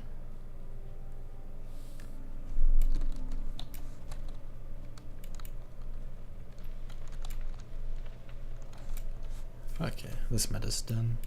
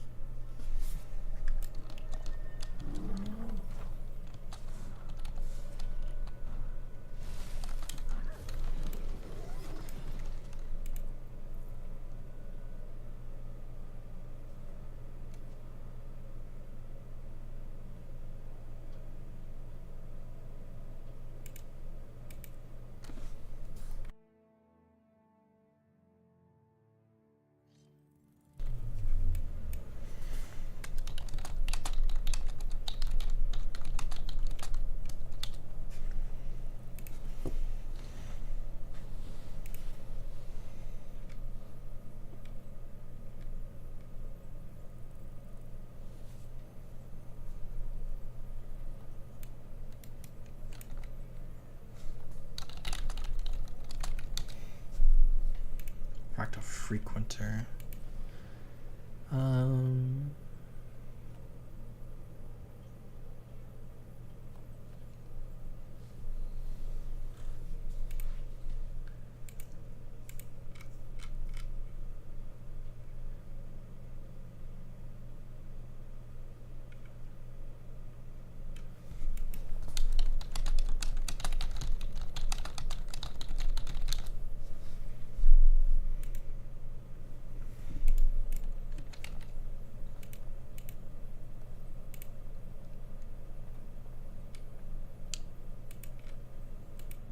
Let's do this quick fractal spam.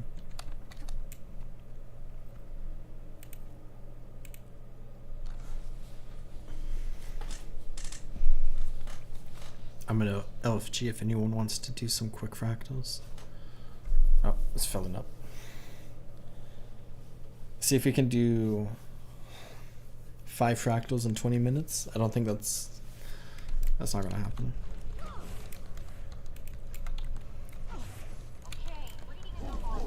What is the fastest fractal?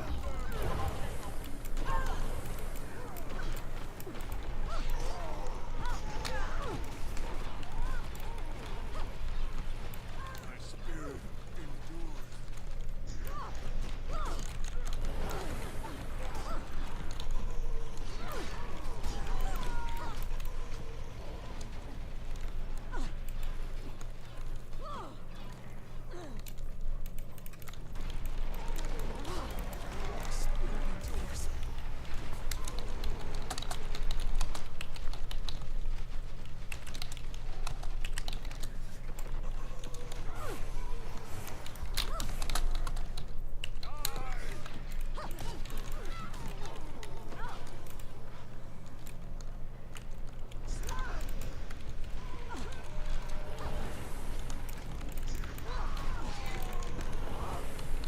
It's Indiana Jones time.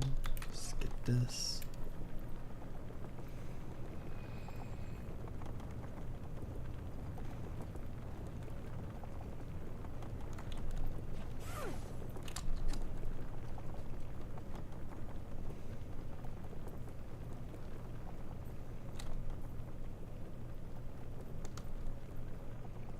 I'll see if I can do the skip successfully.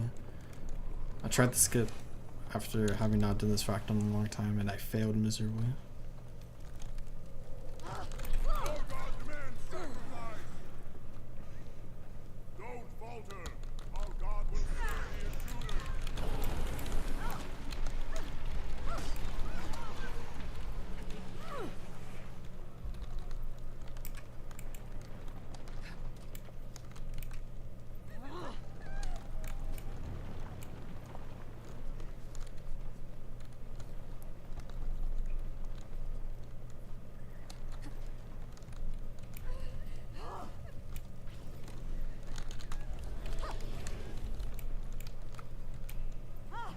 Was it too far away? Oh, nice.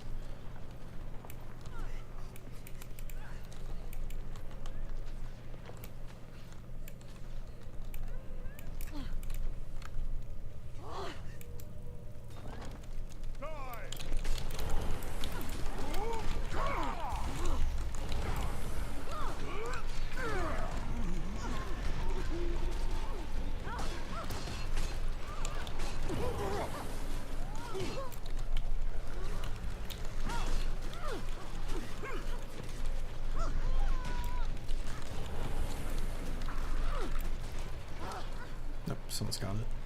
You can't break this magic. Our God will push you all. Okay. Time for gamer moment. Wait. Reading a new fractal disturbance. I didn't really get far forward on my jump there.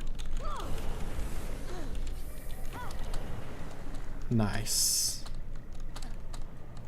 Certified.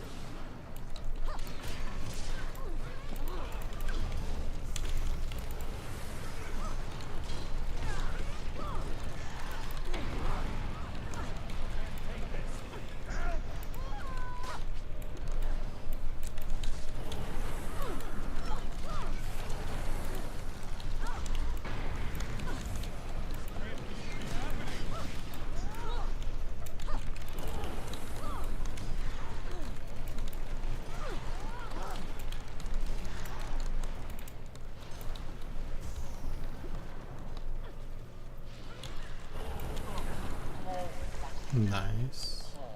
That was fast.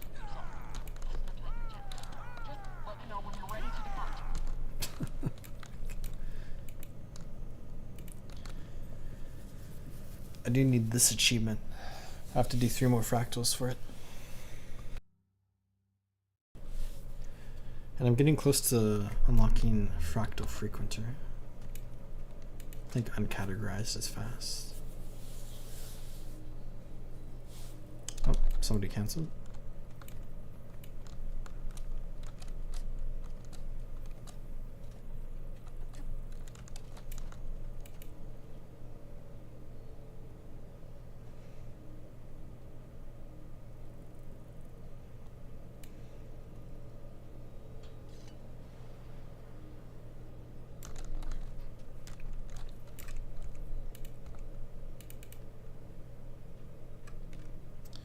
Fractals of the Mist.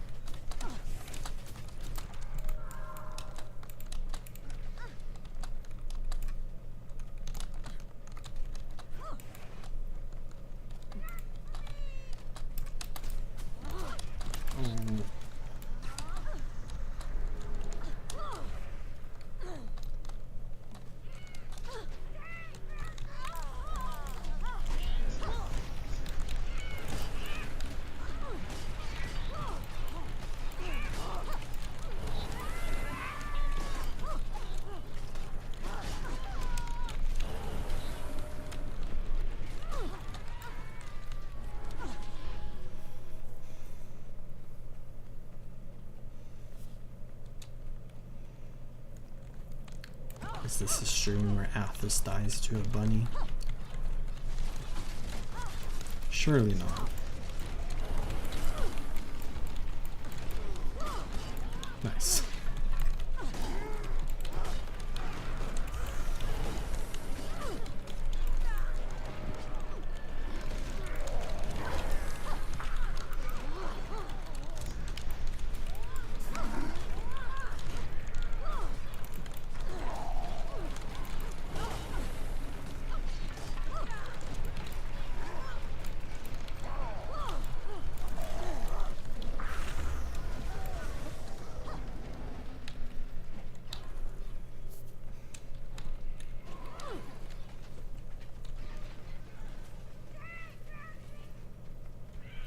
I remember back in the day, everyone took their armor off at this part to avoid the durability damage. Oh, durability damage on the armor.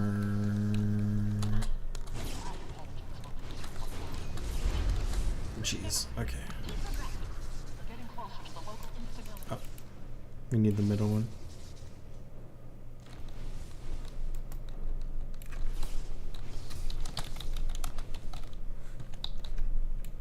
We got it.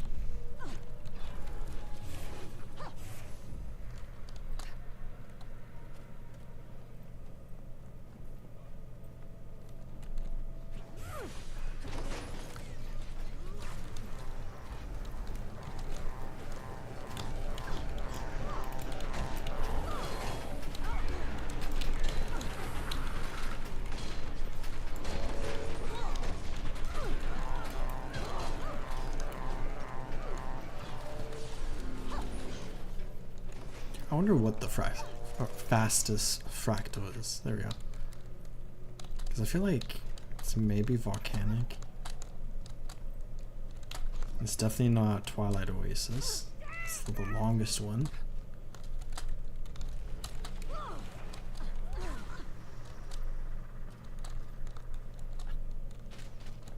Oh, almost fell. I blinked for 1 second.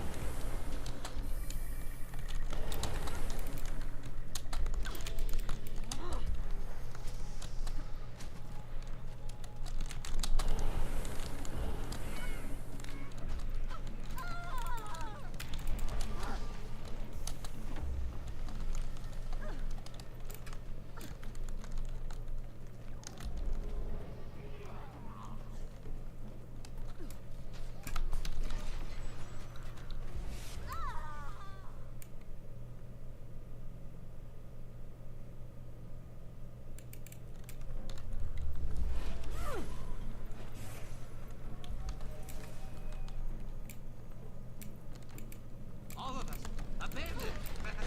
You are free. You can't be here.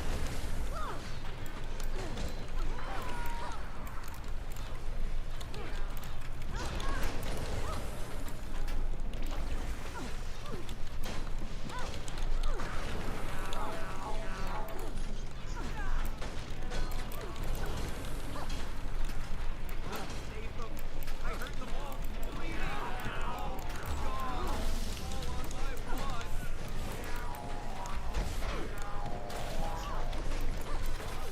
Sometimes my torch has a mind of its own.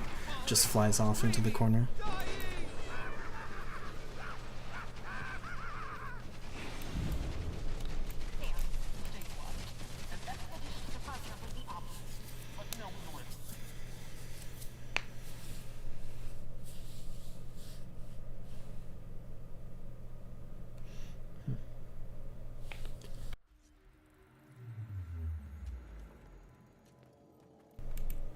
Oh, is Snowblind long?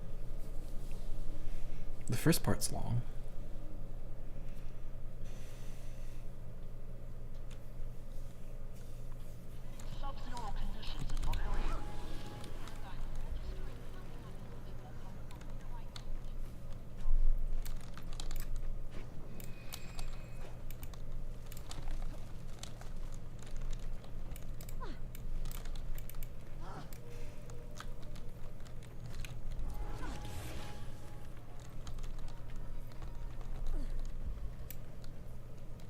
And it used to be even longer because you had to come down the mountain.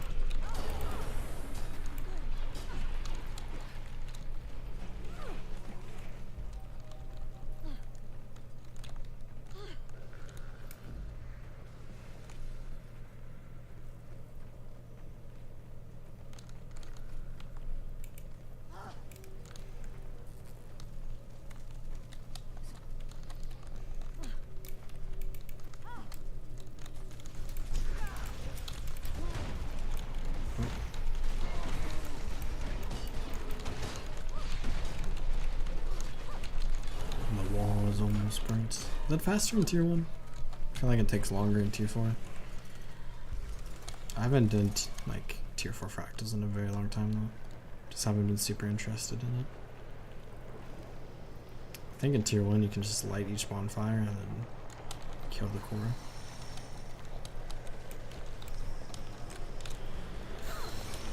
He does extinguish it at like 25%? I forget. But like it should be fine.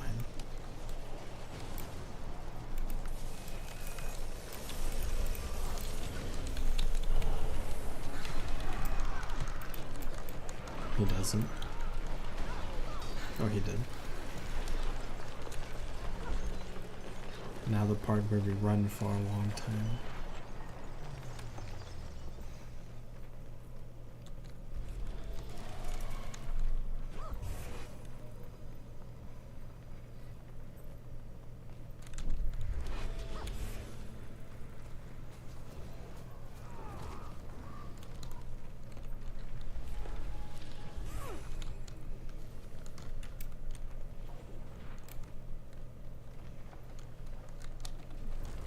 Where am I going?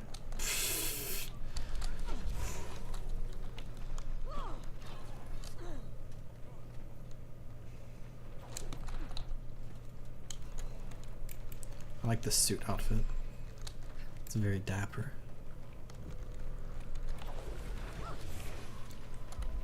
I always thought that this boss was really cool just because of his name.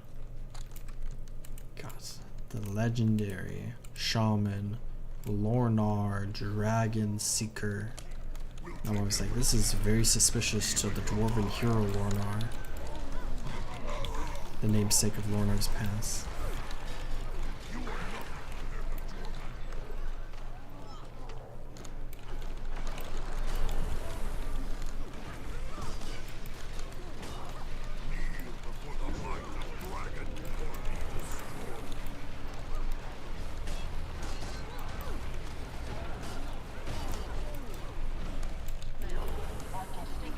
Let me know when you're ready to go. Statistically speaking, the next fractal must be warmer. Okay, I think I can do one more, and then I can do one after Convergence. Urban Battleground. That's kind of long.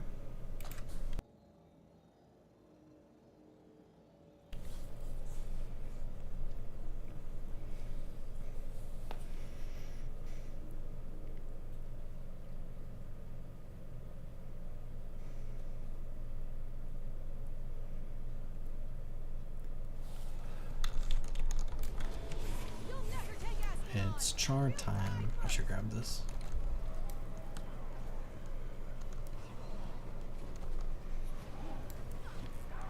Siege Master Dolphy.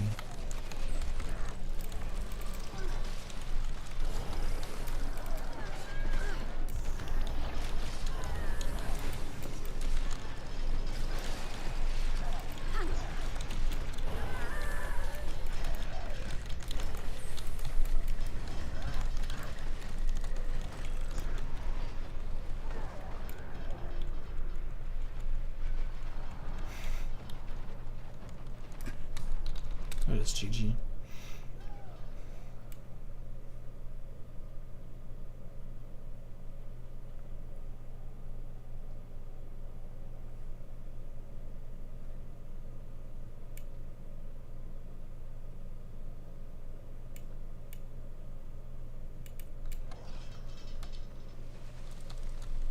Oh, does it show you what door you have to go to now?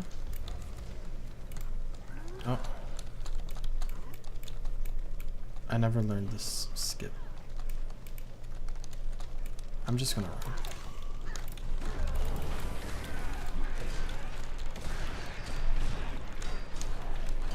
Unless somebody can make it. Not that one.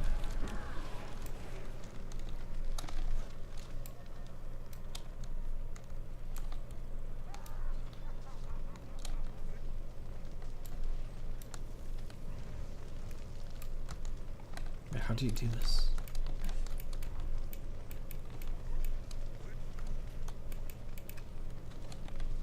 Somebody made it over.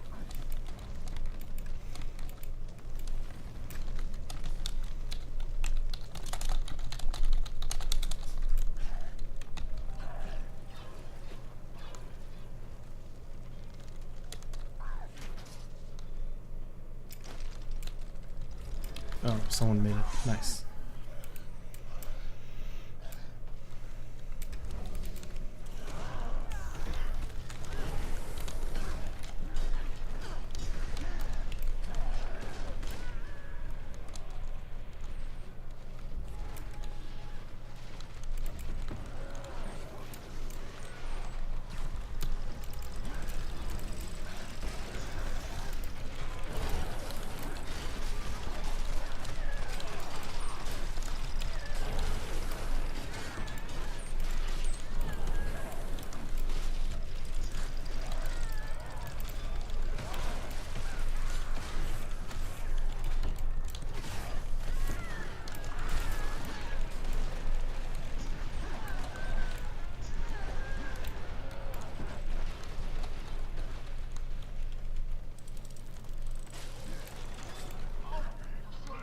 With the purity of flame!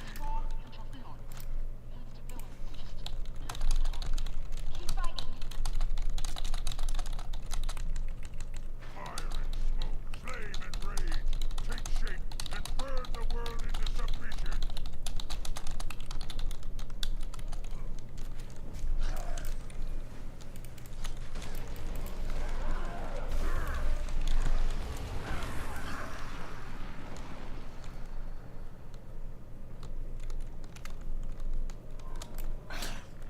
They are in a set spawn order, I forgot.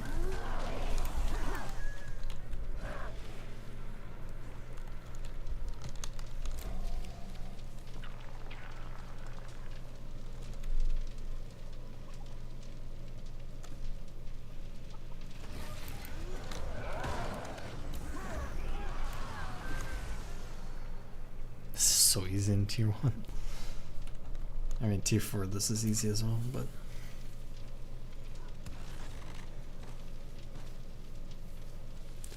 Just annihilate them. That's the last one, right? This group doesn't even get to the center.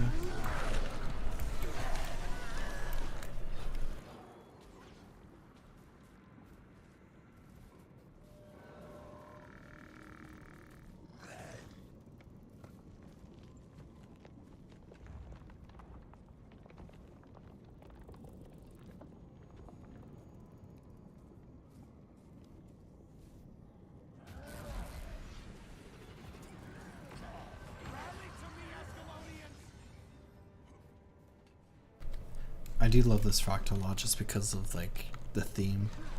Playing as a char who's invading Ascalon is just really cool.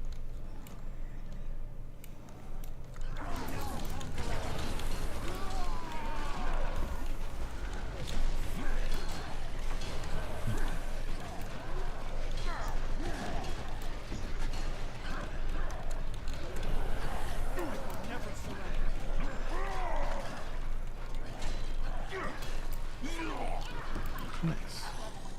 Oh, that's the last one I needed for this achievement. Okay. 4 minutes. I don't think there's any fractals less than 4 minutes. Maybe old swampland. Not the new one though.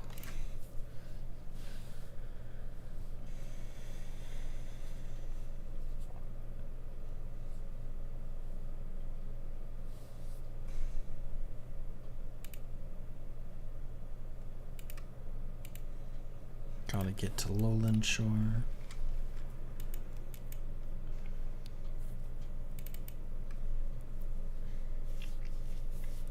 There is one homestead decoration that I really wanted from the fractals, the fractal console, because I love that guild hall decoration. I feel like it's slightly less cool with the homestead because of all the changes. But it's still really cool. Because now you can just like fly around as a bee. I got this car fractal console, large Norn holodancers, and fragments of the solid ocean.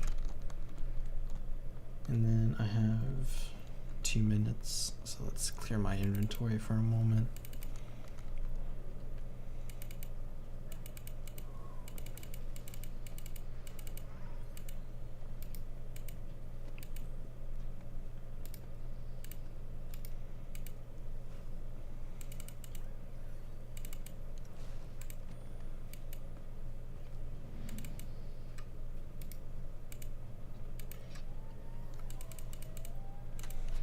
Or none of the ones we did dailies. Daily fractals. 21, 3675, Twilight Oasis Molten Boss, and Underground Facility. Oof. Those are some long fractals.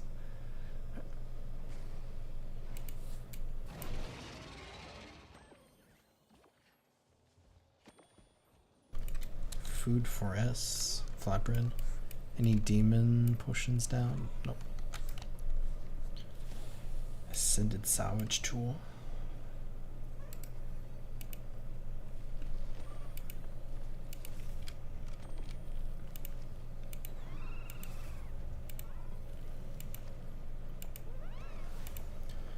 Tell me a story, Stoic Otter.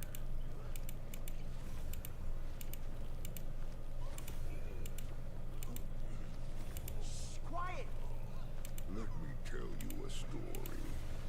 One the Ashmakers will weave for centuries to come.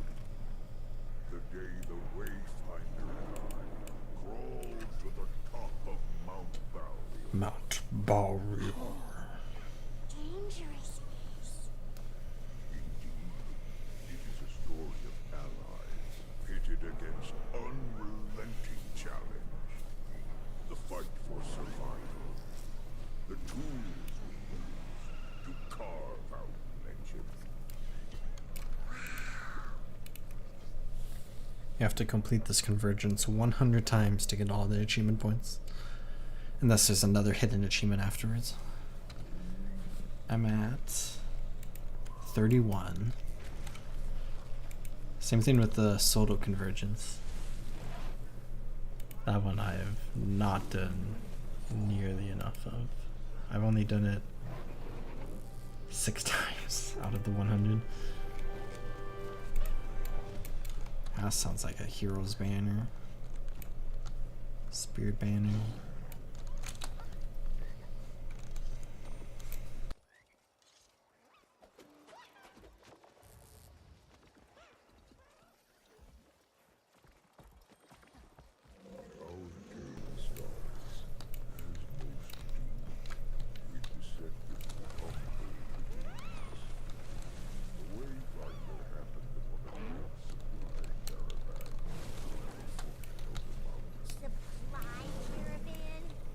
Supply caravan. Yeah, when do we get to the exciting part? I love the aesthetics of this place. Ah, demon slaying potion. Let's go. I should learn how to make those. It's like an artificing thing, right?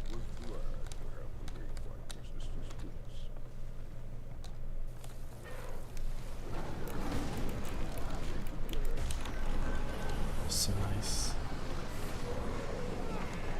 Plus 10% damage against every enemy in this convergence. Plus more experience. And you take less damage too. Minus 10%.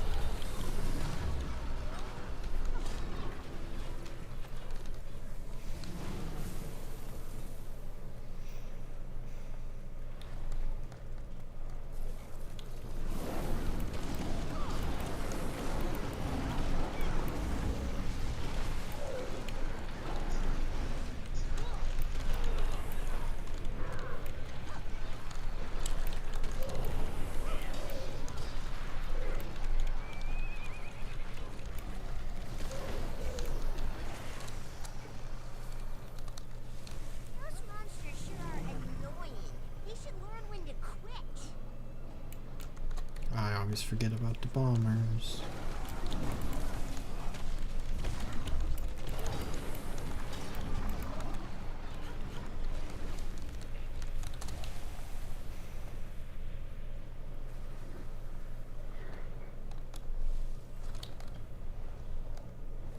And now we wait. Thanks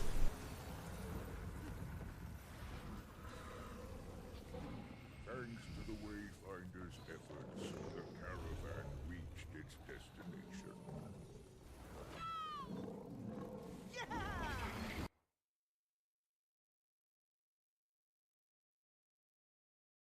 To celebrate Spartans, new challenge had only just begun.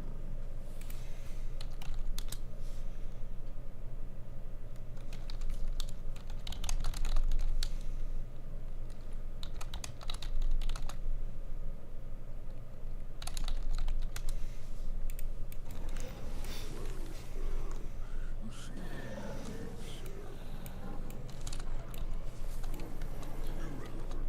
just know that this device was an essential tool in the Wayfinder's triumph I still like to believe I got world first for this convergence. I must be. Maybe a European guild or group got through it faster. Because I did it right as the patch dropped, got in here. It took like a while, I think, to get like the group up and going. But then we got through here like pretty easily. Everyone was panicking, trying to figure out what to do, especially with like the time limit. It's always stressful like the first time and nobody knows what's going on.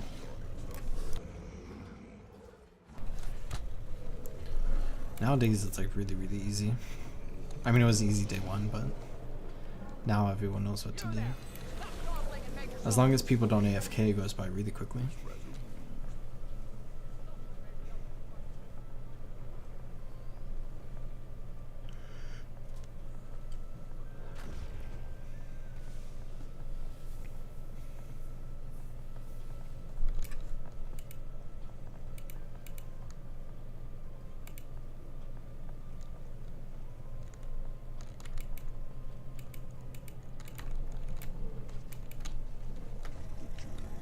nostrils flared with excitement. Okay, there's like a few more coming in. Don't need to go back for another. Mechanically Now we run in circles for 3 minutes. immediately got to work.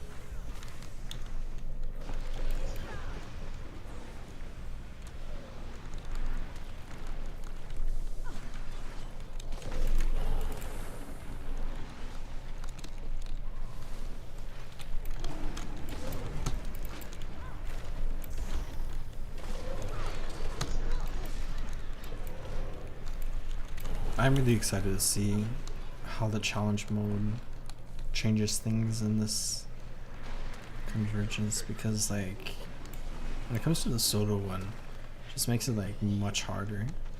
But I don't think there's like too much like specifically different. I feel like there's the potential for like a lot of things to change, especially because of like the weather shenanigans. You could add some crazy mechanics. But nevertheless, I am interested to see like how much more difficult it will be just on a baseline. Plus, there's also the relatively high possibility that we're going to see Ura as a third additional boss coming with the next update.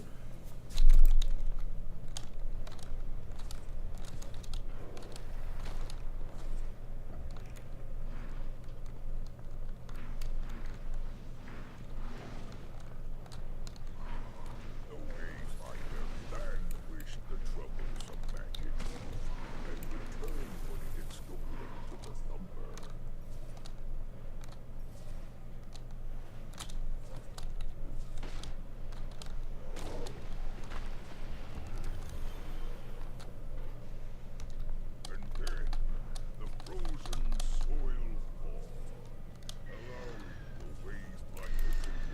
Mount Balrior is erupting.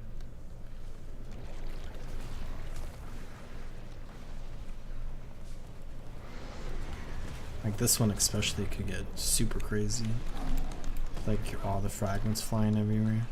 Could have some crazy explosions.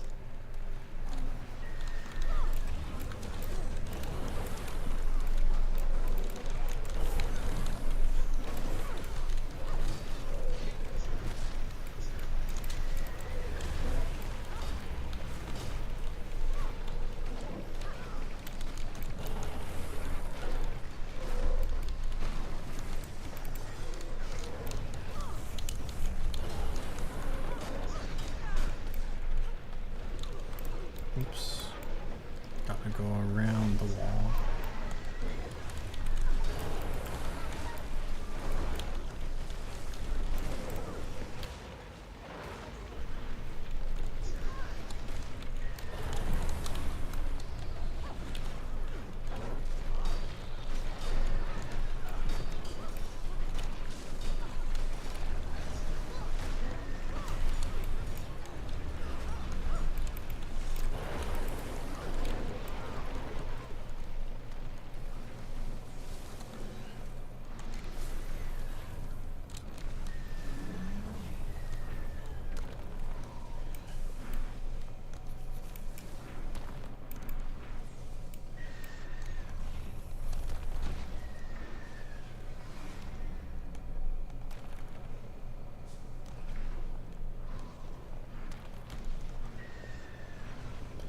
I don't know why, but this place kind of reminds me of Blood Mist Isle from World of Warcraft. There's absolutely no similarities.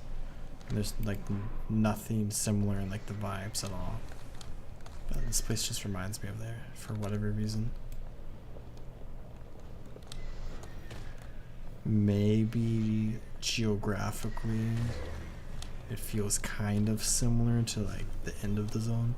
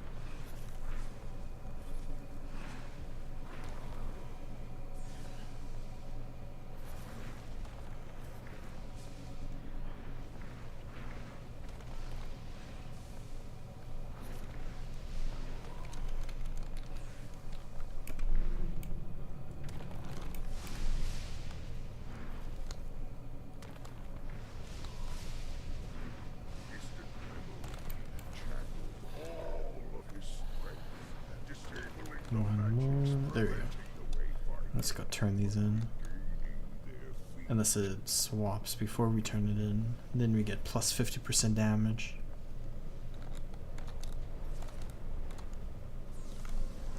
Okay, let's go get to the top. The ground shook under the full force of the tectonic thunder.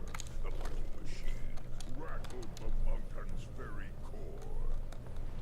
Unable to stand the noise and fury any longer, the Titan at last angrily surfaced. Hollow Decima. I'm not sure who I like fighting more, Greer or Decima.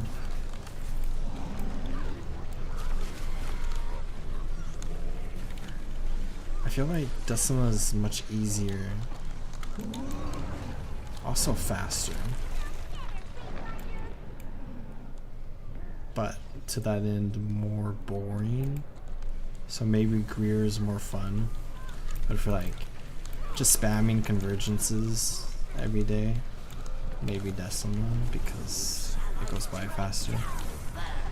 Also requires less effort.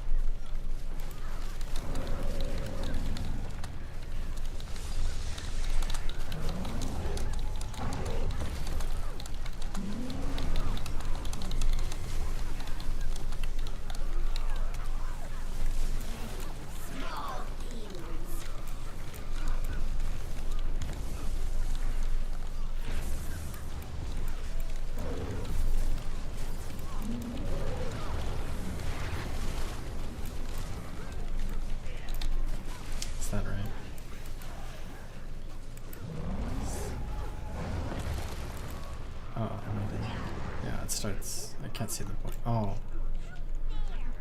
My essence. My DPS. Was hot on her trail. With the help of their faithful journeykin, they sniffed out the direction she fled and gave chase. It's not my evening for this convergence. And then the frozen soil fall, allowing the Wayfinder to rise once more.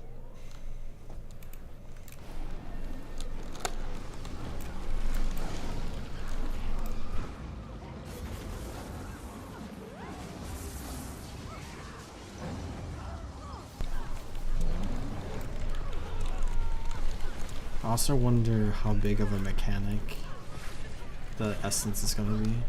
Because with the Soto, like, normal convergence, you don't really have to think about it too much. But when it comes to the CM, it's like incredibly important. But it's mostly important because Zoja wants to constantly just die. So you need it to keep her alive, because if she does die, the convergence fails. And she has like a death wish.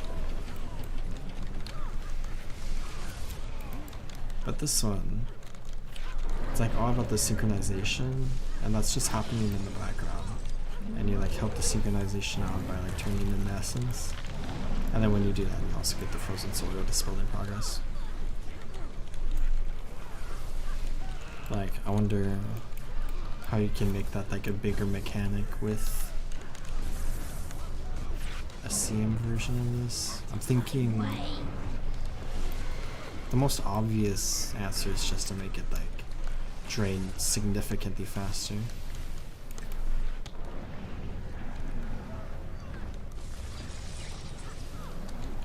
that's like the hard part about like the CM convergence from Soto, is you really have to consider like, do you need to turn in the essence? Because like you do not want to turn in the essence, and like here you don't want to ever turn in the essence during the boss fight unless you're just trying to get the achievement / extra loot, because like you pretty much always want more DPS. And then the Warclaw Scent gives some of the synchronization as well, so that like tops it off between the rounds. Plus it like resurrects people in between every single round. I don't know if I've died in this convergence yet. Maybe I should knock on wood there. Not the lightning strike.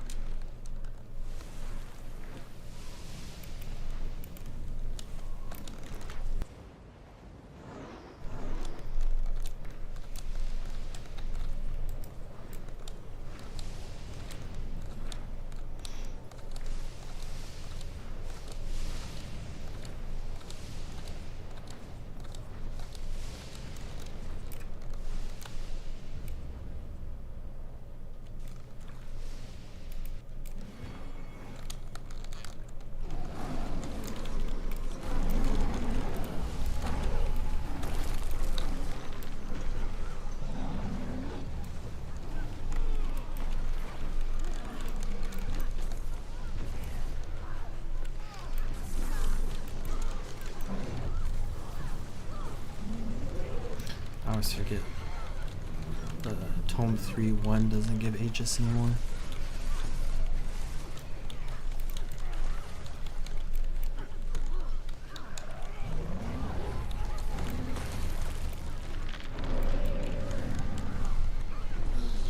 Always rise, and you always fail. Please, if you're not going to go behind the thing, stand still.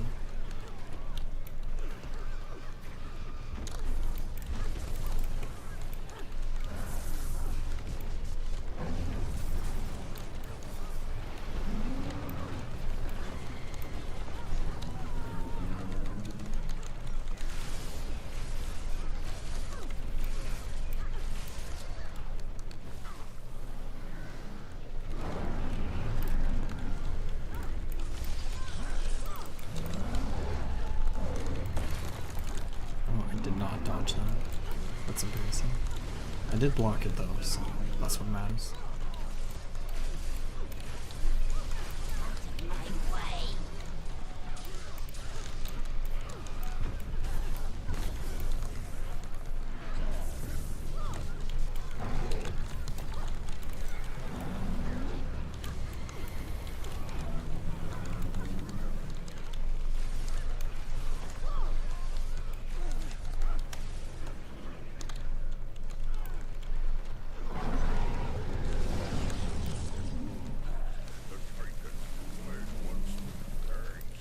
49 stacks. The frozen soil melted away, allowing the fallen allies to rise once more.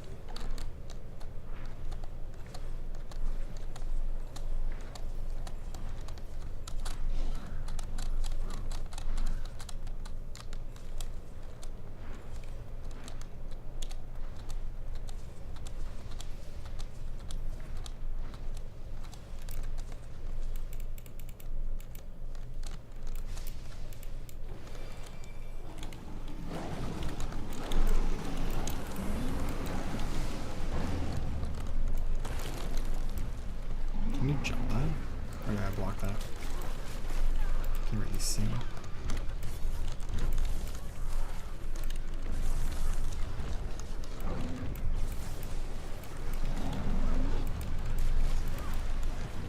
Give me one more essence. I will lunge for it. Nice. I don't have to lunge.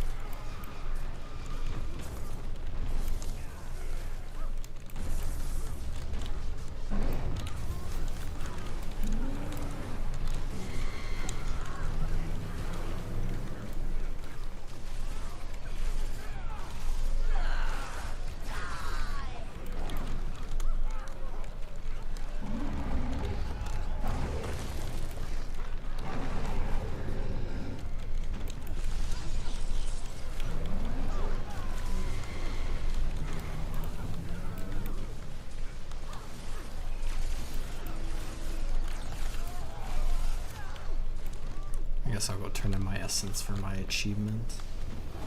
Just to get some extra. Oh my gosh. Oh, these are called essences as well. A hard phrase to say. It's not really that hard. I'm just bad at speaking sometimes. There we go. Mount Balrior completed. Got an exotic item. I don't know the best way to get out of here, but I always just go to character select and then log back in.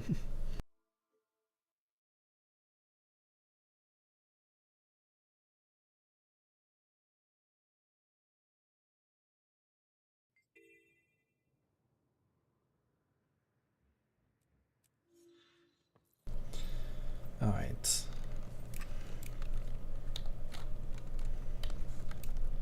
$41,998 achievement points. Almost at the new milestone.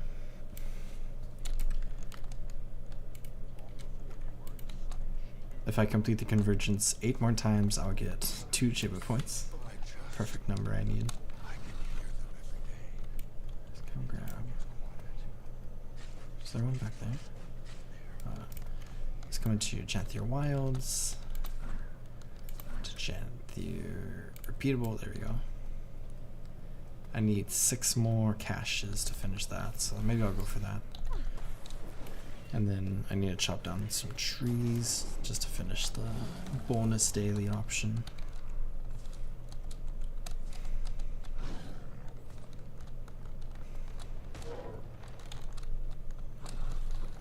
There's a tree here.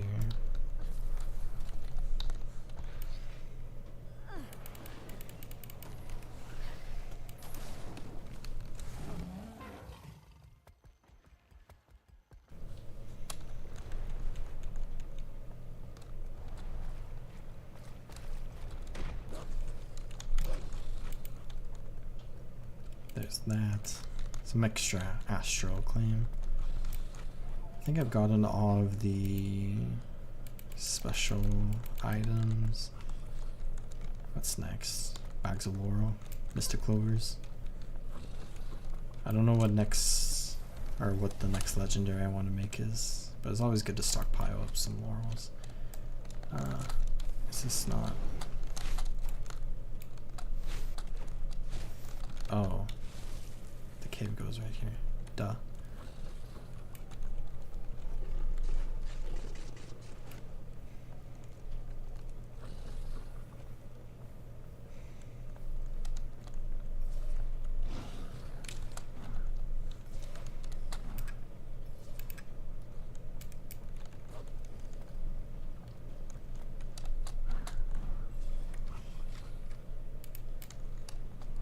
Oh wait, was that one?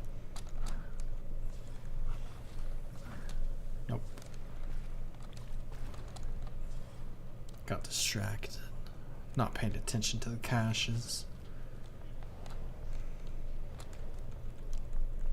I could go to Jan 3 Century or the Mistburn Barrens as well. Let's go to the Mistburn Barrens. I haven't run around this map for cache purposes a lot. I do spend a lot of time here doing just random events and stuff.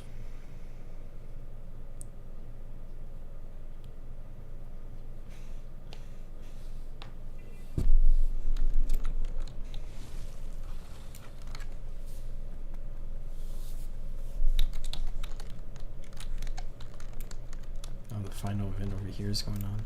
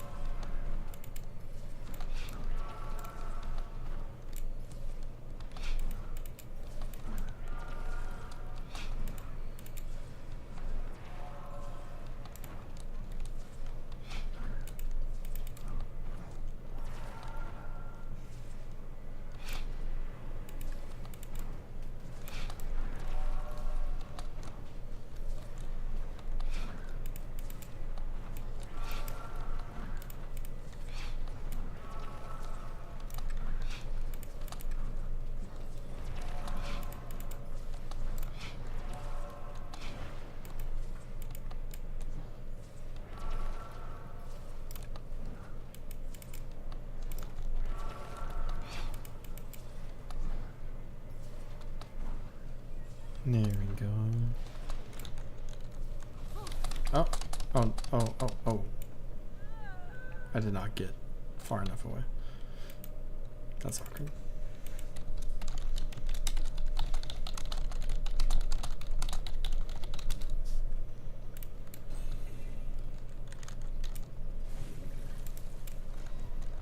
Let's get out this way. That was the worst roller beetle of my life. But I should probably be on my Warclaw so I can find these little fellows.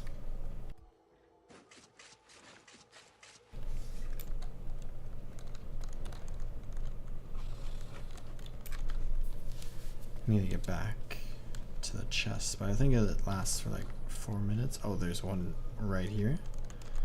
I went to detect one and then I happened to be on one.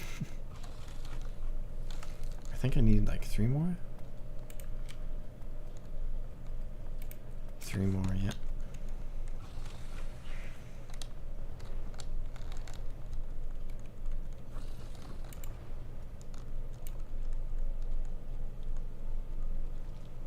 Two more. The animation's buggy.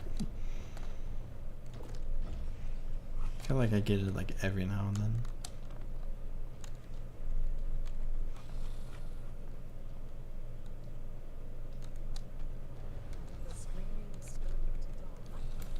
Oh, there's one down here.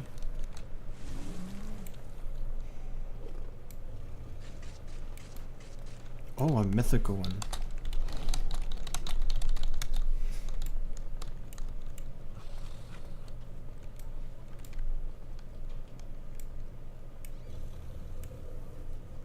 Okay, okay. I think I only need one more.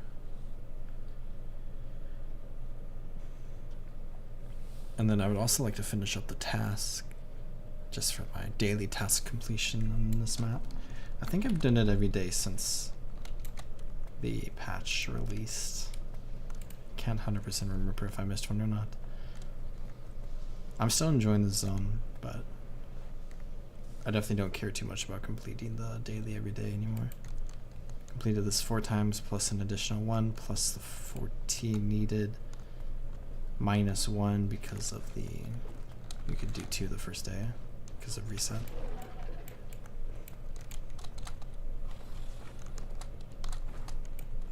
Let's jump up here. I think this is about to be 42,000 achievement points.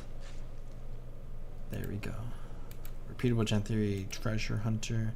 So I maxed out all the AP there, and I maxed out all of the repeatable achievement points. Let's help out with the Timberwolf. But the big milestone, 42,000. Very nice. Hellfire Backguard skin. I already have the other one. For my efforts, 2 gold, and I get plus 1% experience gain, and 2 levels. I'll choose my only choice. Hellfire Backguard. So I've unlocked all of the Hellfire and all the, is it Radiance skins now? I got 4 silver from Catapult Blueprint. My next one is 42,500, which is like 5 gold. That's very cool. I still remember reaching 40,000 achievement points, because that's a like massive milestone. You join a special club once you reach 40,000. But I'm just slowly ticking away towards 50,000 achievement points. That's an even more special club that not too many people have. But I'm far, far, far away from that. Also crossed 27,000 permanent achievement points with that. And I completed the task. Let's get our task reward here. Where is this at? Oh, nice. It's back to 24 hours. Yeah, I never really use these skins too much, but maybe I will in the future. It's kind of weird to have them all unlocked now. Because now it's just a second weapon set pinnacle. I still have a few pinnacle skins left to get.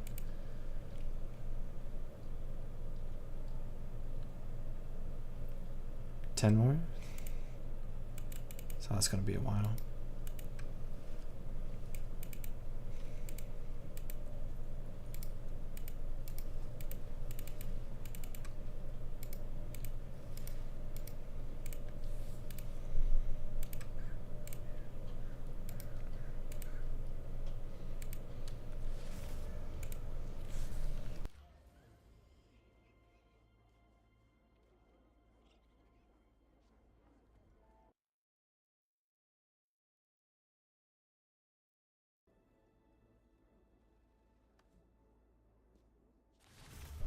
I'll just clean up my inventory really quick. Oh, my bloodstone dust is at 1,000 again.